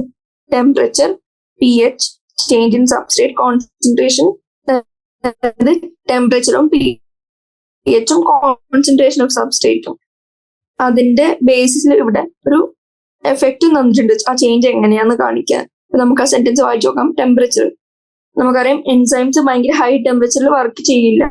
ഒരു നാരോ റേഞ്ച് ഓഫ് ടെമ്പറേച്ചർ pHന് വർക്ക് ചെയ്യുള്ളൂ. ആൻഡ് ഹൈയസ്റ്റ് ആക്ടിവിറ്റി എപ്പോഴും എൻസൈം കാണിക്കുന്നത് ഒരു പെർട്ടിക്കുലർ ടെമ്പറേച്ചറിലായിരിക്കും കാണിക്കുക. അത് ഹൈയസ്റ്റ് ടെമ്പറേച്ചറോ ലോവസ്റ്റ് ടെമ്പറേച്ചറോ എന്നുള്ളതല്ല, ഒരു പെർട്ടിക്കുലർ ടെമ്പറേച്ചർ. അത് ഈച്ച് എൻസൈമിന് വേരിയബിൾ ആണ്. ആൻഡ് ഈ ടെമ്പറേച്ചർ നമ്മൾ എന്ത് വിളിച്ചു? Optimum temperature. അതായത് ഹയസ്റ്റ് ആക്ടിവിറ്റി ആണ്, അതായത് ഹയസ്റ്റ് ടെമ്പറേച്ചർ ഒന്നല്ല, ഹയസ്റ്റ് ആക്ടിവിറ്റി അറ്റ് ഏത് ടെമ്പറേച്ചറാണ് ഹയസ്റ്റ് ആക്ടിവിറ്റി കാണിക്കുന്നത് ആ ടെമ്പറേച്ചറിന് ഒപ്റ്റിമം ടെമ്പറേച്ചർ എന്ന് വിളിച്ചു. ഇനി same goes for pH also. Highest activity കാണിക്കുന്ന pHനെ ഒപ്റ്റിമം pH എന്ന് വിളിച്ചു. ഇനി ബിലോ ആണെങ്കിലും അബവ് ആണെങ്കിലും ഈ ആക്ടിവിറ്റി എന്തേ ആവുള്ളൂ? ഡിക്ലൈനേ ആവുള്ളൂ. അല്ലാണ്ട് ബിലോ ആകുമ്പോൾ കുറയും അബവ് ആകുമ്പോൾ കൂടും അങ്ങനെയില്ല. അങ്ങനെ തെറ്റി കോൺസെപ്റ്റ് പഠിച്ചു വെക്കരുത്. Activity below and above the optimum value കുറഞ്ഞു തന്നെ ഇരിക്കും. ആൻഡ് ലോ ടെമ്പറേച്ചർ എന്താ ചെയ്യുക? Preserve the enzyme in a temporary inactive state. Low ടെമ്പറേച്ചറിൽ എൻസൈം പ്രിസർവ്ഡ് ആവും ഒരു ടെമ്പററി ഇൻആക്റ്റീവ് സ്റ്റേറ്റില്. പക്ഷെ ഹൈ ടെമ്പറേച്ചറിൽ എന്താ പറ്റുക? ഡിസ്ട്രോയിഡ് ആവും എൻസൈം ആക്ടിവിറ്റി. കാരണം എന്താ? നമുക്കറിയാം denaturation of protein takes place at very high temperatures. അപ്പൊ ടെമ്പറേച്ചർ നല്ലോണം കൂടിയാൽ പ്രോട്ടീൻ ഡീനേച്ചർ ആവുന്നതുകൊണ്ട് എൻസൈം ആക്ടിവിറ്റി എന്താവും? ഡിസ്ട്രോയിഡ് ആവും. അപ്പൊ ഒപ്റ്റിമം ടെമ്പറേച്ചർ, ഒപ്റ്റിമം pH കണ്ടു. ആൻഡ് ടെമ്പറേച്ചർ അനുസരിച്ച് എങ്ങനെ ചേഞ്ച് ചെയ്യാന്ന് കണ്ടു. ആൻഡ് ആക്ടിവിറ്റി എന്താവും? ഒപ്റ്റിമം ടെമ്പറേച്ചറിന് മേലെ പോയാലും താഴെ പോയാലും ആക്ടിവിറ്റി എന്തേ ആവുള്ളൂ? ആക്ടിവിറ്റി ഡിക്ലൈനേ ആവുള്ളൂ. ആൻഡ് വെരി ഹൈ ടെമ്പറേച്ചറിൽ എൻസൈം ആക്ടിവിറ്റി ലോസ്റ്റ് ആവും അല്ലെങ്കിൽ ഡിസ്ട്രോയിഡ് ആവും. ഈ കോൺസെൻട്രേഷൻ ഓഫ് സബ്സ്ട്രേറ്റ് നോക്കുകയാണെങ്കിൽ സബ്സ്ട്രേറ്റ് കോൺസെൻട്രേഷൻ നമ്മൾ ആദ്യം കൂട്ടിക്കൂട്ടി വരാണ്. കൂട്ടിക്കൂട്ടി വരുമ്പോൾ എന്താ ഡിഫറൻസ് കാണാം? ആ എൻസൈം കാറ്റലൈസ് ചെയ്യുന്ന റിയാക്ഷന്റെ വെലോസിറ്റി ആദ്യം അറ്റ് ഫസ്റ്റ് റൈസ് ചെയ്യും. ആൻഡ് എന്താ പറ്റുക? പതുക്കെ റൈസ് ചെയ്ത് ഒരു മാക്സിമം വെലോസിറ്റി അല്ലെങ്കിൽ Vmaxൽ എത്തും. പക്ഷെ അത് കഴിഞ്ഞ് നമ്മൾ കോൺസെൻട്രേഷൻ കൂട്ടിക്കഴിഞ്ഞാലും നമ്മുടെ ഈ Vmax അല്ലെങ്കിൽ മാക്സിമം വെലോസിറ്റി അല്ലെങ്കിൽ velocity of the enzymatic reaction കൂടിക്കൂടി വരില്ല. കാരണം എന്താ? ആ ഒരു സ്റ്റേറ്റ് കഴിഞ്ഞു കഴിഞ്ഞാൽ എന്താ? എല്ലാ എൻസൈംസും എല്ലാ സബ്സ്ട്രേറ്റുമായിട്ടും സാച്ചുറേറ്റഡ് ആയി. ഇനിയിപ്പോ ബൈൻഡ് ചെയ്യാനുള്ള ഫ്രീ എൻസൈംസോ അല്ലെങ്കിൽ ഫ്രീ ആക്റ്റീവ് സൈറ്റ്സോ ഇല്ല. അതുകൊണ്ട് എന്താ? നമ്മൾ ഇനി എൻസൈം കൂട്ടിക്കൊടുത്താലും ഒരു 5 സബ്സ്ട്രേറ്റ് 5 പ്രോഡക്ട്സ് ആക്കണമെങ്കിൽ നമുക്ക് എത്ര? 5 എൻസൈമാണ്. നമ്മൾ ആദ്യം ഒരു എൻസൈം കൊടുത്തപ്പോ ഇത്ര ഒരു A റേറ്റ് കിട്ടി, ഒരു 1 കിട്ടി. പിന്നെ നമ്മൾ 2 എൻസൈം കൊടുത്തപ്പോ അതൊക്കെ 2 കിട്ടി. ഏത്? Reaction rate. 3 എൻസൈം കൊടുത്തപ്പോ 3 കിട്ടി. 4 എൻസൈം കൊടുത്തപ്പോ കൂടിക്കൂടി വന്നു. ഇനി 5 എൻസൈം കൊടുത്തപ്പോ എല്ലാ സബ്സ്ട്രേറ്റ്സും എല്ലാ എൻസൈംസുമായിട്ട് യോജിച്ചു കഴിഞ്ഞു. ഇനി വേറൊരു പോസിബിലിറ്റി ഇല്ലല്ലോ ഇതിന്റെ എൻസൈമാറ്റിക് ആക്ടിവിറ്റി കൂടാൻ. അപ്പൊ നമ്മൾ ഈ ഒരു ലെവലിൽ നമുക്ക് Vmax കിട്ടി, മാക്സിമം വെലോസിറ്റി കിട്ടി. ഇനി നമ്മൾ 6 എൻസൈം കൊടുത്താലും 6ാമത്തെ എൻസൈമിന് ജോയിൻ ചെയ്യാൻ സബ്സ്ട്രേറ്റ് ഇല്ല. അപ്പൊ എങ്ങനെയാ ഉണ്ടാവുക? അപ്പൊ Vmaxന് കൂടുതലും കുറവൊന്നും സംഭവിക്കില്ല. അപ്പൊ അതാണ് അതിന്റെ കോൺസെപ്റ്റ്. എൻസൈം മോളിക്യൂൾസ് എന്താവും? കുറവ് വരും. എങ്ങനെ? ആദ്യം കുറവായിരുന്നു എൻസൈം മോളിക്യൂൾസ്. അപ്പൊ കൂട്ടിക്കൂട്ടി കൊടുക്കുന്നതെന്ന് വെച്ചാൽ നമുക്കൊരു വിസിബിൾ ചേഞ്ച് കാണാൻ പറ്റും. പക്ഷെ അത് കഴിഞ്ഞു കഴിഞ്ഞാൽ ഇനി അഡീഷണൽ സബ്സ്ട്രേറ്റ് മോളിക്യൂൾസിനോട് മൈൻഡ് ചെയ്യാനായിട്ടുള്ള ഫ്രീ എൻസൈം ഇല്ല. അപ്പൊ അതിന്റെ ആവശ്യം എന്താ? അപ്പൊ ഇനി നമ്മൾ പിന്നെയും കോൺസെൻട്രേഷൻ കൂട്ടിക്കൂട്ടി വന്നിട്ട് കാര്യമില്ല. And activity of an enzyme is also sensitive to the presence of specific chemicals that bind to the enzyme. അതിന് മീനിങ് എന്താന്ന് വെച്ചാൽ ചില റിയാക്ഷൻസ് നമ്മൾ നേരത്തെ പഠിച്ചിരുന്ന റെസ്പിറേഷൻ ഒക്കെ പഠിപ്പിച്ചപ്പോൾ ഓരോ റിയാക്ഷൻ ഇൻഹിബിറ്റ് ചെയ്യുന്ന ഇൻഹിബിറ്റേഴ്സ് ഒക്കെ നമ്മൾ കണ്ടിരുന്നു. റെസ്പിറേഷൻ എക്സാമ്പിൾ ഒക്കെ നമ്മൾ കണ്ടിരുന്നു. അപ്പൊ എങ്ങനെയാ? ഓരോ സ്പെസിഫിക് കെമിക്കൽസ് കൊണ്ടിട്ട് ചില സമയം എന്താ പറ്റുക? എൻസൈം ആക്ടിവിറ്റി കുറഞ്ഞോ കൂടിയോ അങ്ങനെ എന്തെങ്കിലും വരാം. ഇൻഹിബിറ്റേഴ്സും ഉണ്ട്, ആക്ടിവേറ്റേഴ്സും. അപ്പൊ ഈ ഡയഗ്രം എന്താ കാണിക്കുന്നത്? pH y ആക്സിസിൽ എൻസൈം ആക്ടിവിറ്റി, x ആക്സിസിൽ pH എന്ന് പറഞ്ഞ സാധനം എടുത്തു. അപ്പൊ അങ്ങനെ എടുക്കുമ്പോൾ ആദ്യം pH കൂടുന്നതിനനുസരിച്ച് എൻസൈം ആക്ടിവിറ്റി കൂടിക്കൂടി വരിക. പിന്നെ ഈ പോയിന്റ് എന്താ? Optimum pH. അത് കഴിഞ്ഞാല് നമ്മൾ എന്ത് ചെയ്താലും എൻസൈം ആക്ടിവിറ്റി എന്തേ പറ്റൂ? കുറഞ്ഞിട്ടേ വരുള്ളൂ. അപ്പൊ എൻസൈം ആക്ടിവിറ്റി കുറഞ്ഞു വന്നു. ആൻഡ് ഇതേപോലെ തന്നെ ടെമ്പറേച്ചറും സെയിം ആയിട്ടുള്ള ഒരു ഒപ്റ്റിമം ടെമ്പറേച്ചർ കഴിഞ്ഞു കഴിഞ്ഞാൽ പിന്നെ അത് എൻസൈം ആക്ടിവിറ്റി പറ്റി ഡിക്ലൈൻ ചെയ്യും. ആൻഡ് അടുത്ത ഡയഗ്രം എന്ന് പറയുന്നത് ഇതാണ്. വെലോസിറ്റി ഓഫ് റിയാക്ഷൻ y ആക്സിസിൽ തന്നു, സബ്സ്ട്രേറ്റ് കോൺസെൻട്രേഷൻ x ആക്സിസിൽ തന്നു. നമ്മൾ പറയാണ് എൻസൈംസ് ആദ്യം നമ്മൾ കൂട്ടി വന്നു. എൻസൈംസ് അല്ല, കോൺസെൻട്രേഷൻ ഓഫ് സബ്സ്ട്രേറ്റ്സ് കൂട്ടി വന്നു. നമുക്കൊരു മാക്സിമം വെലോസിറ്റി ഒബ്റ്റെയിൻ ചെയ്തു, കാരണം എല്ലാ എൻസൈംസും എല്ലാ സബ്സ്ട്രേറ്റിനും ഓക്യുപ്പൈ ചെയ്ത് കഴിഞ്ഞു. ഇനി ഇതിനപ്പുറം നമ്മളിനി സബ്സ്ട്രേറ്റ് കൂട്ടിപ്പോയാലും ഈ റിയാക്ഷൻ ഇങ്ങനെ മേലോട്ട് പോവില്ല. അതായത് വെലോസിറ്റി, ആ റിയാക്ഷന്റെ വെലോസിറ്റി ഇനിയും കൂടാൻ പോകുന്നില്ല. അത് സെയിം ആയിട്ടേ നിൽക്കുള്ളൂ. കാരണം ഫ്രീ ആയിട്ടുള്ള എൻസൈമോ ഫ്രീ ആയിട്ടുള്ള സബ്സ്ട്രേറ്റോ ഒന്നും അവൈലബിൾ അല്ലാത്തതുകൊണ്ട്, ഫ്രീ ആയിട്ടുള്ള എൻസൈം അവൈലബിലിറ്റി ഇല്ലാത്തതുകൊണ്ട്. കാരണം ഹൈലി സാച്ചുറേറ്റഡ് ആയിട്ടുള്ള ആ സമയത്തുള്ള എല്ലാ എൻസൈംസും. അങ്ങനെ നമ്മൾ ഈ ഗ്രാഫും കണ്ടു. ഇനി ഒരു അടുത്ത പോയിന്റ് പറയാനുള്ളത്, നമ്മൾ ഓൾറെഡി പറഞ്ഞു കെമിക്കൽസിന്റെ പ്രസൻസിൽ ഒരു ആക്ടിവിറ്റി, എൻസൈമിന്റെ ആക്ടിവിറ്റി സെൻസിറ്റിവിറ്റി കാണിക്കുന്നു പറഞ്ഞു. ഇനി ഈ എൻസൈമിന്റെ ആക്ടിവിറ്റി ഒരു കെമിക്കൽ ഷട്ട് ഓഫ് ചെയ്യാൻ നോക്കിയാൽ അതിനെ ഇൻഹിബിഷൻ എന്ന് വിളിച്ചു. ഇനി ആ കെമിക്കലിനെ നമ്മൾ ഇൻഹിബിറ്റർ എന്ന് വിളിച്ചു. When the inhibitor closely resembles the substrate in its molecular structure and inhibits the activity. അതായത് സബ്സ്ട്രേറ്റുമായിട്ടും ഇൻഹിബിറ്റർ നല്ല ക്ലോസ് റിസംബ്ലൻസ് കാണിക്കും, ഓൾമോസ്റ്റ് ട്വിൻ പോലെ തന്നെ കാണിക്കുക. എങ്ങനെ? മോളിക്കുലർ സ്ട്രക്ചറിൽ. ആൻഡ് അങ്ങനെ വന്നിട്ടാണ് അത് ഇൻഹിബിറ്റ് ചെയ്യുന്നതെങ്കിൽ അതിനെ കോമ്പറ്റിറ്റീവ് ഇൻഹിബിറ്റർ എന്ന് വിളിക്കും. ഒരേപോലെ വന്ന് ഇൻഹിബിറ്റ് ചെയ്യുന്ന ഇൻഹിബിറ്റേഴ്സ് നമ്മൾ കോമ്പറ്റിറ്റീവ് ഇൻഹിബിറ്റർ എന്ന് വിളിക്കും. And due to its close structural similarity with the substrate, the inhibitor competes with the substrates for the substrate binding site. നമുക്കറിയാം സബ്സ്ട്രേറ്റ് ബൈൻഡിങ് സൈറ്റിന് കമ്പീറ്റ് ചെയ്ത് അതൊരു ബൈൻഡ് ചെയ്തിട്ടാണ് നമ്മുടെ ഇത് നടക്കുന്നത്, എങ്ങനെ പ്രോസസ് നടക്കുന്നത്, എങ്ങനെ എൻസൈം സബ്സ്ട്രേറ്റ് കോംപ്ലക്സ് ഫോം ചെയ്യും. പക്ഷെ ഇൻഹിബിറ്റർ എന്ത് ചെയ്യും? കമ്പീറ്റ് ചെയ്യും. എന്തിനോട്? ഈ എൻസൈമിന്റെ ആക്റ്റീവ് സൈറ്റിലോട്ട് ബൈൻഡ് ചെയ്യാൻ, സബ്സ്ട്രേറ്റിന് പകരം. അപ്പൊ ഇൻഹിബിറ്റർ ബൈൻഡ് ചെയ്താൽ എങ്ങനെ? പ്രോഡക്റ്റ് ഉണ്ടാവോ? ഇല്ല, പ്രോഡക്റ്റ് ഉണ്ടാവില്ല. അപ്പൊ എൻസൈം ആക്ടിവിറ്റി എന്ത് വരും? കുറഞ്ഞു വരും. റേറ്റ് ഓഫ് റിയാക്ഷൻ കുറഞ്ഞു വരും. അങ്ങനെ ക്ലോസ് സ്ട്രക്ചറൽ സിമിലാരിറ്റി ഉള്ള സബ്സ്ട്രേറ്റിനെ എന്ത് ചെയ്യും? സബ്സ്ട്രേറ്റുമായിട്ട് ക്ലോസ് സ്ട്രക്ചറൽ സിമിലാരിറ്റി ഉള്ള ഇൻഹിബിറ്റർ കമ്പീറ്റ് ചെയ്ത് ബൈൻഡ് ചെയ്ത് കഴിയുമ്പോൾ എങ്ങനെ പറ്റും? ഈ സബ്സ്ട്രേറ്റിന് തന്നെ അവിടെ ബൈൻഡ് ചെയ്യാൻ സ്ഥലമില്ലാണ്ടാവും. അങ്ങനെ എൻസൈം ആക്ഷൻ ഡിക്ലൈൻ ചെയ്യും. എക്സാമ്പിൾ പറയാണ് inhibition of succinic dehydrogenase by malonate. അത് ഏതിന്റെ എക്സാമ്പിൾ? ഒരു കോമ്പറ്റിറ്റീവ് ഇൻഹിബിറ്ററിന്റെ എക്സാമ്പിൾ ആണ്. കാരണം ക്ലോസ് റിസംബ്ലൻസ് ഉണ്ട്. ഏതിനെ? സബ്സ്ട്രേറ്റിന് മാലനേറ്റും ആയിട്ട്. ആൻഡ് സച്ച് കോമ്പറ്റിറ്റീവ് ഇൻഹിബിറ്റേഴ്സ് എങ്ങനെയാ? Often used in the control of bacterial pathogens. അതും ഇമ്പോർട്ടന്റ് പോയിന്റ് ആണ്. കോമ്പറ്റിറ്റീവ് ഇൻഹിബിഷൻ എക്കണോമിക്കൽ യൂസ് എന്താ? കൺട്രോൾ ഓഫ് ബാക്ടീരിയൽ പാത്തജൻസ് എന്ന് പറയാൻ പറ്റും. ഇനി അപ്പൊ ഇത്രയും നമ്മൾ പഠിച്ചു. ഇനി ബാക്കി ക്ലാസിഫിക്കേഷനും സമ്മറിയും നമ്മൾ നാളെ ഡിസ്കസ് ചെയ്യും വിത്ത് NCERT സൊല്യൂഷൻസ്.